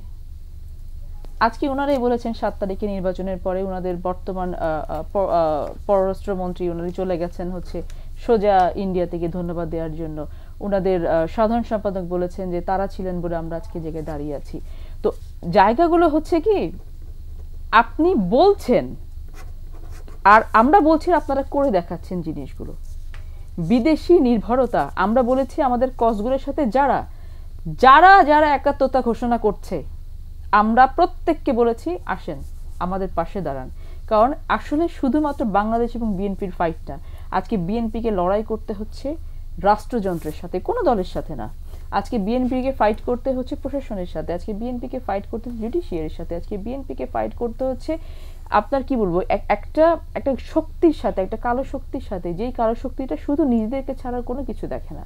তো সেই জায়গাটা থেকে আপনি উল্টো একটা বিতর্ক তুলে নিয়ে আসলে তো হবে না, আপনাকে জেনুইন জায়গাটাকে আপনাকে কিন্তু টার্গেট করতে হবে, আইডেন্টিফাই করতে হবে। যে বিদেশ নির্ভর রাজনীতি এক দলের আরেক দলের বিরুদ্ধে পাল্টা পেল, আসলে বিদেশ নির্ভর রাজনীতি করে কে? সেটা ডোনাল্ড লুর আশা বলি ভারতের পররাষ্ট্র সচিব ঢাকা সফর করে গেলেন, সার্বিক সব মিলে অনুষ্ঠানের শেষে তাই। জি, বিদেশ নির্ভর রাজনীতি তো আসলে বিরোধী দল বা বিএনপি করে, কারণ আমরা মানে একটা কোনো কিছু হলেই দেখি যে তারা বিভিন্ন ধরনের নালিশ নিয়ে বিচার নিয়ে বিভিন্ন জায়গায় জায়গায় বিদেশিদের দ্বারে দ্বারে দৌড়ায়। এবং আপনি বাংলাদেশে আওয়ামী লীগের কথা যদি বলেন যে, এবং যে সরকারের যে পররাষ্ট্রনীতি রয়েছে তার একটা যে কোনো দেশের সাথে বৈরিতা নয়, সবার সাথে বন্ধুত্ব। এবং আপনি দেখবেন যে ইলেকশনের আগে কিন্তু নানা ধরনের কথা আমরা শুনতে পেয়েছি যে স্যাংশন আসছে, অমুক সুবিধা বাতিল হচ্ছে, তমুক সুবিধা বাতিল হচ্ছে, এই হচ্ছে সেই হচ্ছে। আর তারপরে ইলেকশন হওয়ার পরে কিন্তু তারাই এসে আবার অভিনন্দন জানাচ্ছে, এবং আমরা কিন্তু কোনো ধরনের সুবিধা বাতিল হতে দেখিনি, এখন পর্যন্ত কোনো ধরনের স্যাংশন আমরা দেখতে পাইনি। এবং আপনি জানেন যে ইউএস হচ্ছে বাংলাদেশের মধ্যে মানে সবচেয়ে বড় ইনভেস্টর, তারপরে আসে চায়না। এবং সেই সাথে সাথে ভারত নিয়ে অনেক সময় আমরা নানা ধরনের কথা শুনতে পাই যে ভারতের কাছে বাংলাদেশ বিক্রি হয়ে যাচ্ছে, কিন্তু আজ পর্যন্ত কিন্তু এমন ধরনের পররাষ্ট্রনীতি ভারতে তারা করেনি যেটা আমাদের জন্য হস্টাইল কোনো ধরনের মানে নীতি তারা কোনো পলিসি তারা অ্যাডপ্ট করেছে এবং সেটার সাথে বাংলাদেশ একাত্মতা ঘোষণা করেছে তা না। আপনি দেখেন যে ইউএস এর কাছ থেকে এখন চায়নার সাথে তো ভারতের খুব খারাপ সম্পর্ক, কিন্তু চায়নার সাথে বাংলাদেশের কিন্তু সেই বন্ধুত্বপূর্ণ সম্পর্কটি রয়েছে। সাবমেরিন আমরা 2টি সাবমেরিনকে কিনেছি আমরা। তো এই ক্ষেত্রে তো সেখানে যদি আমরা কোনো একটা পার্টিকুলার কোনো দেশকে খুশি রাখার জন্য যদি আওয়ামী লীগ সরকার কোনো ধরনের কোনো কিছু করতো, সেক্ষেত্রে তো আসলে সবার সাথে এই ধরনের সম্পর্ক। আপনি জানেন যে গত বছর ওই ভারতেও যেমন আম পাঠানো হয়েছে, পাকিস্তানের প্রধানমন্ত্রী ইমরান খানকেও কিন্তু পাঠানো হয়েছে। তো এখানে কিন্তু বিষয়টা যে সব দেশের সাথে যে বন্ধুত্বপূর্ণ সম্পর্ক এবং বাংলাদেশের স্বার্থের পরিপন্থী এমন কোনো কিছু আসলে পলিসি তারা অ্যাডপ্ট করছে নাকি, সেটি আসলে এখানে দেখার বিষয়। এবং ডোনাল্ড লু আসছে কেন আসছে সেটা তো আমরা জানি না, কিন্তু এই ধরনের কোনো স্যাংশন আমি খুবই দৃঢ়ভাবে বিশ্বাস করি যে ডেফিনেটলি বিভিন্ন ধরনের ট্রেড বিষয়ক এবং আরও যাতে এই সম্পর্কটা আরও এনহ্যান্স করা যায়, কি করে আরও কিভাবে আসলে বিনিয়োগ বাড়ানো যায় এই ধরনের সম্পর্কের কথা যখনই বলা হয় যে যতটা সুন্দর সম্পর্কের কথা বলা হয়, কিন্তু দাবি দেওয়া আদায়ের ক্ষেত্রে তো বাংলাদেশ কিছু, বিশেষ করে যদি সীমান্ত হত্যা বলি, তিস্তা চুক্তি, এগুলো নিয়ে তো বারবারই প্রশ্ন ওঠে। হ্যাঁ, এগুলো নিয়ে তো প্রশ্ন আছেই, কিছু বিষয়ে প্রশ্ন থেকেও যাবে। এবং আপনি জানেন যে আজকে কবে 2 দিন এসে আপনার পররাষ্ট্র সচিব ভারতে চলে গেলেন এবং ওনার সাথেও কিন্তু এই ধরনের বিষয়গুলোতে আলাপ আলোচনা হয়েছে তিস্তা প্রজেক্ট সম্পর্কে, এবং তারা আসলে এখানে বিনিয়োগে আগ্রহী, সেই সাথে সাথে চায়নাও বিনিয়োগে আগ্রহী। কাজে আমরা আসলে দেখতে পাচ্ছি যে পানি এনেছি আমরা ভারতের কাছ থেকে, মাটি এনেছি আমরা 3 বিঘা করিডোর, দিল্লি বিমানবন্দরে এখন আমাদের এই পরিমাণ প্রোডাক্ট যাচ্ছে বিনা মাসুলে, ভারতীয় ব্যবসায়ীরা বিক্ষোভ করছে গতকালকে। Please carry on. এবং আপনার ভারতের অরুণাচল যে এই জায়গাটা চায়না তারা ধরে নেয় যে একটা অংশ তারা আসলে দখল করে রাখছে, তো সেইখানে তো সকলের সাথেই তো সুসম্পর্ক। আমি যদি কাউকে পার্টিকুলার একজনকে খুশি রাখার জন্য করতাম তাহলে তো আবার তার যারা একদম কট্টর শত্রু তার সাথে তো আবার আমার ভালো সম্পর্ক থাকতো না। কাজে বাংলাদেশের পররাষ্ট্রনীতি যেটা সেই সকলের সাথে যে বন্ধুত্ব, সেটা কিন্তু বাংলাদেশ আসলে খুব সুন্দরভাবেই মেনটেন করছে এবং কখনো বাংলাদেশের সাথে পরিপন্থী এমন কোনো ধরনের পলিসি যারা অ্যাডপ্ট করছে সেটা কখনোই আসলে মেনে নেওয়া হয়নি। জি, জুনায়েদ সাকিব, অনুষ্ঠানের শেষে ডোনাল্ড লুর আশা বলি, ভারতের পররাষ্ট্র সচিবের সফর করে চলে যাওয়া বলি, এই যে অমীমাংসিত ইস্যু সব মিলিয়ে যে বারবারই অভিযোগটা ওঠে যে ব্যারিস্টার অ্যাডভোকেট ফারজানা হাসানের পুতুল বলছিলেন যে আসলে বাংলাদেশ চালাচ্ছে তাকে, এই ধরনের প্রশ্ন কি? না, একটা সরকার, বাংলাদেশের সরকার তো বাংলাদেশের যে সার্বভৌমত্ব মানে সেইটার জায়গাটা রক্ষা করার মতো অবস্থায় নেই। কারণ সার্বভৌমত্ব রক্ষাটা তো একটা দেশের একটা সরকারই কেবল পারে না, এটা একটা জনগণের ব্যাপার। আর নিজের দেশের জনগণের অধিকার কেড়ে নিয়ে, তার সার্বভৌমত্ব কেড়ে নিয়ে তো আসলে পুরো দেশের সার্বভৌমত্ব রক্ষা করা কঠিন হয়ে পড়ে। সরকার আসলে নিজের ক্ষমতা টিকিয়ে রাখার জন্য বিদেশের প্রতি যাকে বলে নির্ভরশীল। এটা আমাদের বক্তব্য না, এটা খোদ আওয়ামী লীগের সাধারণ সম্পাদক তাদের ক্ষমতায় থাকার পেছনে, এই নির্বাচন এইভাবে করতে পারার পেছনে যে ভারতের সহযোগিতা, সেটা খুব পরিষ্কার করে বারবার করে আমাদেরকে স্মরণ করিয়ে দিচ্ছেন। ফলে আমাদের তো আওয়ামী লীগ সাধারণ সম্পাদকের কথাটাই ধরতে হবে, কারণ উনি মানে কিন্তু এমন অভিযোগ তো বিরোধী দলের প্রতিও আছে যে তারাও বিদেশের দিকে তাকিয়ে থাকে কখন না। এখন এইটা ঘটে কিন্তু যখন আপনি পুরোপুরি একটা বিদেশি রাষ্ট্রের সহায়তা নিয়ে দেশের জনগণের ভোটাধিকার বঞ্চিত করে রাখছেন, তাতে অন্য কোনো দল যদি আরেক দেশের সহায়তা নিয়ে আনতে যায়, সেটা ঠিক কি বেঠিক সে নিয়ে আপনি প্রশ্ন তুলতে পারেন, কিন্তু সেই ধরনের ঘটনাও ঘটতে পারে। আমরা যেটা চাইছি যে সার্বভৌমত্ব রক্ষা করাটা আমাদের একটা এমন একটা কাঠামোগত প্রশ্ন, যেখানে এমন একটা রাজনৈতিক ব্যবস্থা দরকার যেখানে সবাই অংশীদার। বিরোধ থাকবে, মানে গণতান্ত্রিক ব্যবস্থায় কিন্তু বিরোধ থাকবে। একটা পলিটিক্যাল পার্টি আরেকটা পলিটিক্যাল পার্টির সাথে রাজনৈতিক বিরোধে যাবে, প্রতিদ্বন্দ্বিতা করবে, ভোটের মাধ্যমে ক্ষমতায় আসবে, একটা আরেকটাকে ক্ষমতা থেকে সরিয়ে দিতে চাইবে ভোটের মাধ্যমে। এটাই তো ঘটে। এবং সেইখানে গণতান্ত্রিক রাজনীতিতে পরস্পরকে সমালোচনা করা, উৎখাত করে ফেলা, এগুলো চলে। আমার ধারণা কেন ব্যারিস্টার প্রশান্ত বড়ুয়া এই কথাগুলো বলছেন, মানে 90 সাল থেকে আওয়ামী লীগের যখন বিরোধী দলে ছিল, তারা যে কত প্রতিদিন কিভাবে সরকারকে ক্ষমতা থেকে উৎখাত করতে চাইতেন, সেসব বক্তৃতা শুনে শুনে তো আমরা বড় হয়েছি। কাজে এখন উনি যদি গণতান্ত্রিক রাজনীতিতে ভাষাও ঠিক করে দিতে চান, আওয়ামী লীগের এইটা একটা মুশকিলের জায়গা, যে আপনি কিভাবে কথা বলবেন ওইটা ওনারা ঠিক করে দিবেন। হ্যাঁ, মানে এইটা হচ্ছে তাদের একটা দারুণ রকম সমস্যার জায়গা। কিন্তু আমি মনে করি যে গণতান্ত্রিক রাজনীতি, মাঠের রাজনীতির ভাষা দিয়ে আপনি নেগোসিয়েশনের আলোচনাটা করতে পারেন না। আমরা যে পলিটিক্যাল নেগোসিয়েশনের মধ্যে আছি, সেটা হচ্ছে যে কিভাবে এই ক্রাইসিসটা, রাজনৈতিক সংকট থেকে আমরা বেরিয়ে যেতে পারি। সেই বেরিয়ে যাওয়ার প্রশ্নটা আমাদের দরকার একটা ইনক্লুসিভ পলিটি তৈরি করার জন্য, যে পলিটি সবাইকে ধারণ করতে পারে। এখন রাজনৈতিক ব্যবস্থা যদি জনগণের বড় অংশকে বাইরে ঠেলে দেয়, স্রেফ কতগুলো মানে বিদেশি সহায়তা নিয়ে এবং রাষ্ট্রশক্তি ব্যবহার করে ক্ষমতা টিকিয়ে রাখে, তার পক্ষে আসলে ভালো ডিল করা সম্ভব না। এবং এই কারণে আমরা ভারতের সাথে দেখি সীমান্ত হত্যা, আপনার এই নদীর পানি এবং এই যে গঙ্গা চুক্তির কথা ওনারা বলেন, মানে আশেপাশের দেশগুলোর সাথে হিসেব করলে এখন গবেষকরা বলছেন সবচেয়ে খারাপ চুক্তিটা হয়েছিল। এরকম একটা সরকার এরকমই করবে। যে জায়গাটা আমরা বলতে চাই বারবার, যে এখন যে ধরেন আমাদের অভ্যন্তরীণ রাজনীতিতে ভারত হস্তক্ষেপ করে, যে না বাংলাদেশের একটা বিশেষ সরকার তার দরকার, এইটা যে ভারত বলে অথবা বলতে পারে, সেইটা বাংলাদেশের জন্য কোনো মর্যাদাকর জায়গা না। ভারতের সাথে আমরা সুসম্পর্ক চাই। এবং এইখানে মানে আমরা যেহেতু আমাদের সবচেয়ে বড় নেইবার, এইখানে যে ভূ রাজনৈতিক নিরাপত্তাগত প্রশ্ন আছে উভয় দেশের, এগুলোর ক্ষেত্রে নিঃসন্দেহে এমন একটা আলোচনার জায়গাতে আমাদের পৌঁছাতে হবে যাতে করে উভয়ের স্বার্থ ন্যায্যতার ভিত্তিতে তৈরি হয়। কিন্তু বাংলাদেশের আপনি নদীর পানি দিবেন না, আপনি সীমান্তে প্রতিদিন মারবেন, যে গতকালকেও মেরেছেন, আপনি কি বলে যে আমাদের বাণিজ্য ঘাটতিটা থাকবে, আছে সেটা অনেক দেশের সাথে থাকে, কিন্তু সেই নেগোসিয়েশনে আমি বার্গেন করতে পারবো না। এবং এগুলো সবই আপনি পাবেন, কারণ আমার এখানে পলিটিক্যালি আপনি কন্ট্রোল করতে পারেন। মানুষ ভোট দিয়ে আসলে নির্বাচন করতে পারে না, এবং মানুষ ভোট দিয়ে অন্য কাউকে নির্বাচিত করে ফেলতে পারে। এটা ভারতের জন্য মানে এটা ঠিক তার স্থিতিশীলতার সমস্যা হিসেবে আসে। তো এইরকম বক্তব্যটা একটা দেশের সার্বভৌমত্বের জন্য মোটেই মর্যাদাকর নয়। এখন এটা কেন তৈরি হলো, আমি কি বসে বসে মানে অন্যদের নিশ্চয়ই আমরা তাদের যে আধিপত্যমূলক চেষ্টা সেটাকে আমরা সমালোচনা করব, কিন্তু প্রথম ধরতে হবে তো আমার নিজের দেশেই। আমার দেশে এমন একটা সরকার আছে যে সরকার জনগণকে তোয়াক্কা না করে তার সম্পর্ক তৈরি করছে। এখন যুক্তরাষ্ট্র তার ভূ রাজনৈতিক স্বার্থ নিয়ে চিন্তা করবে, তার এখানে প্যান প্যাসিফিক যে মানে নেটওয়ার্ক, এখন ধরেন আপনার এই প্যাসিফিক নেটওয়ার্কের জায়গায় ভারত তার একটা বড় মিত্র, ফলে সে তার অনুযায়ী পলিসি ঠিক করবে। চীন এখানে একটা বড় জায়গা।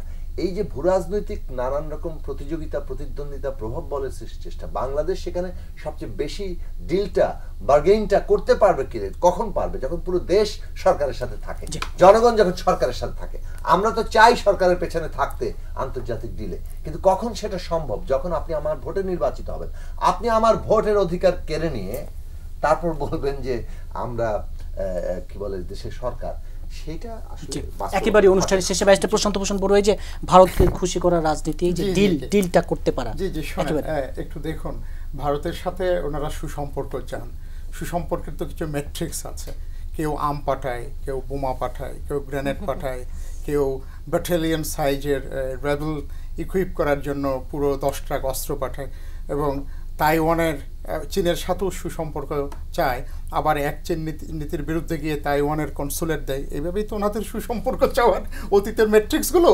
তো আপনাকে বোমা মারবে, আবার আপনার সাথে বন্ধুত্ব চাইবে, এগুলো ওনারা করেছেন। কিন্তু একটা জিনিস দেখেন, একেবারে নির্জলা নিরাইট উদাহরণ, কোনো ধরনের মানে বুলেট বোমা না ছুড়ে, একটিও গুলি বর্ষণ না করে দুইটা দেশ, শুধু ভারত না, মিয়ানমার থেকেও বাংলাদেশের সম পরিমাণ সমুদ্র সীমা আমরাই জয় করলাম, এবং আন্তর্জাতিক ফোরামে গিয়ে টুথ অ্যান্ড নেইল ফাইট করে আমরা এটা করলাম।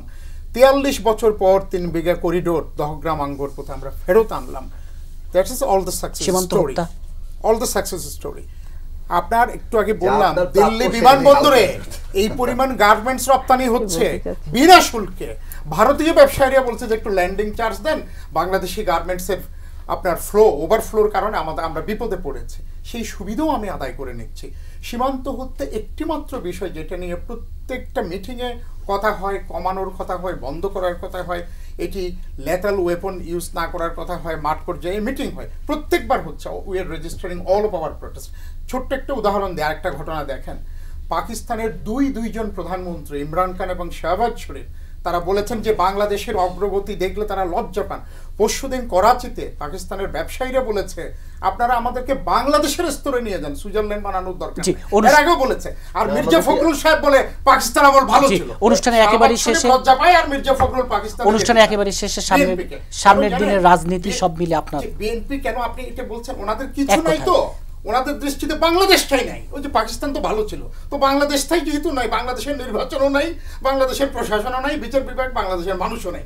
এই জায়গা থেকে ওনাদের বের হতে হবে, ওনাদের ঠিক করতে হবে যে নিউ রিয়ালিটি। ওনারা যে নির্বাচন বর্জন করবে, বোমা মারবে, এইভাবেই ওনারা সফল হতে পারবেন না। আমরা চাই কাম ব্যাক টু ডেমোক্রেটিক। জি, অ্যাডভোকেট ফেডারেশন তুলে যে বাস্তবতা, নিউ রিয়ালিটি বুঝবেন কিনা একেবারে ছোট্ট করে। বাস্তবতাটা হচ্ছে যে প্রত্যেকটা কান্ট্রির যেই বার্গেনিং পয়েন্টগুলো থাকে, তারা চেষ্টা করে নিজেরটা আদায় করে নিতে। আর আমরা এখানে বসে থেকে প্রশান্ত দ্বারা বুক ফুলিয়ে বলছি যেটা আমাদের অধিকার, যেটা আমাদের থাকা উচিত ছিল, সেটাকে বহু কষ্টে বহু বছর পরে কিঞ্চিত নিয়ে আসতে পেরে ওনারা একেবারে গর্বে বুক ফুলিয়ে নিচ্ছেন। আর যেগুলো তারা নিয়ে যাচ্ছে এখান থেকে, সেই বিষয়ে তারা একেবারে নির্বিকার হয়ে বসে আছেন, বরং দিয়ে দিচ্ছেন। একটা দেশ বার্গেন করে নিজে গেইন করার জন্য, আর ওনারা দেশটাকে অন্য জায়গায় দিয়ে কিন্তু তারা বার্গেনিং পয়েন্টে ইচ্ছে করে কিন্তু নিচের দিকে নেমে যাচ্ছেন। নিউ রিয়েলিটি ইজ দ্যাট এই দেশ থেকে গণতন্ত্রটাকে নিঃশেষ করে দেওয়া হয়েছে। New reality is that the Awami League is the একটা পার্টি যাকে আপনার কোনো দল হিসেবে ভবিষ্যতে গণ্য করতে পারবেন না।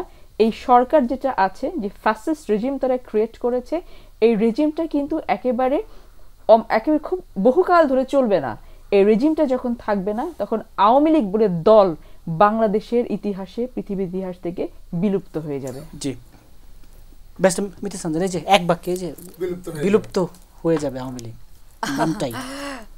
আমার কাছে মনে হয় না যে আওয়ামী লীগ একটি অত্যন্ত বড় দল, এবং জনগণেরকে সাথে নিয়ে আওয়ামী লীগ সব কিছু করে, আন্দোলন থেকে শুরু করে উন্নয়ন থেকে শুরু করে সব কিছুই আওয়ামী লীগ জনগণকে সাথে নিয়ে করে। এবং বিএনপি, আমি আশা করব যে আগামী যে 2029 সালের যে ইলেকশন, বিএনপি মানে তাদের অতীতের ভুল বুঝতে পেরে তারা পার্টিসিপেট করবে, অংশগ্রহণমূলক একটি নির্বাচন হবে। এবং ওই যে আমরা যে বলি অংশগ্রহণমূলক হচ্ছে না, বা জনগণের একটি বড় অংশ বা কিছু অংশ পার্টিসিপেট করতে চাচ্ছে না, তাদের সেই ভোটাধিকার বিএনপি নিশ্চিত করবে, সেটি আশা করি।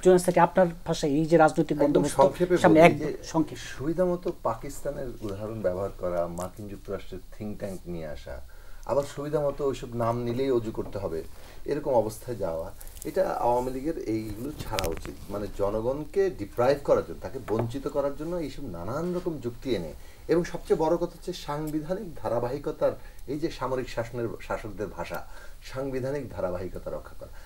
সামরিক শাসকরা কিন্তু সব সাংবিধানিক ধারাবাহিকতা রক্ষা করছে, মানে তাদের পুরো শাসনটাই, এই অবৈধ শাসনটাই সাংবিধানিকভাবে ধারাবাহিকতার মানে রক্ষা করে চলেছে। এইগুলো বাংলাদেশের কোনো ভবিষ্যৎ আনবে না। বাংলাদেশের ভবিষ্যৎ হচ্ছে একটা গণতান্ত্রিক ব্যবস্থায় পৌঁছানো, এবং সেই জায়গায় যাওয়ার জন্য আমাদেরকে মানে জনগণের আন্দোলন ছাড়া সরকার আর কোনো উপায় রাখেনি। ফলে জনগণের আন্দোলনের মধ্য দিয়ে এই অর্জনের জন্য আমাদের লড়াই চলছে, এটা চলতে থাকবে। স্টুডিওতে সময় দেওয়ার জন্য ধন্যবাদ। দর্শক, বিএসআরএম গণতন্ত্র এখন আজ এই পর্যন্তই। আগামী পর্ব দেখার আমন্ত্রণ রইল। সে পর্যন্ত ভালো থাকুন, সুস্থ থাকুন।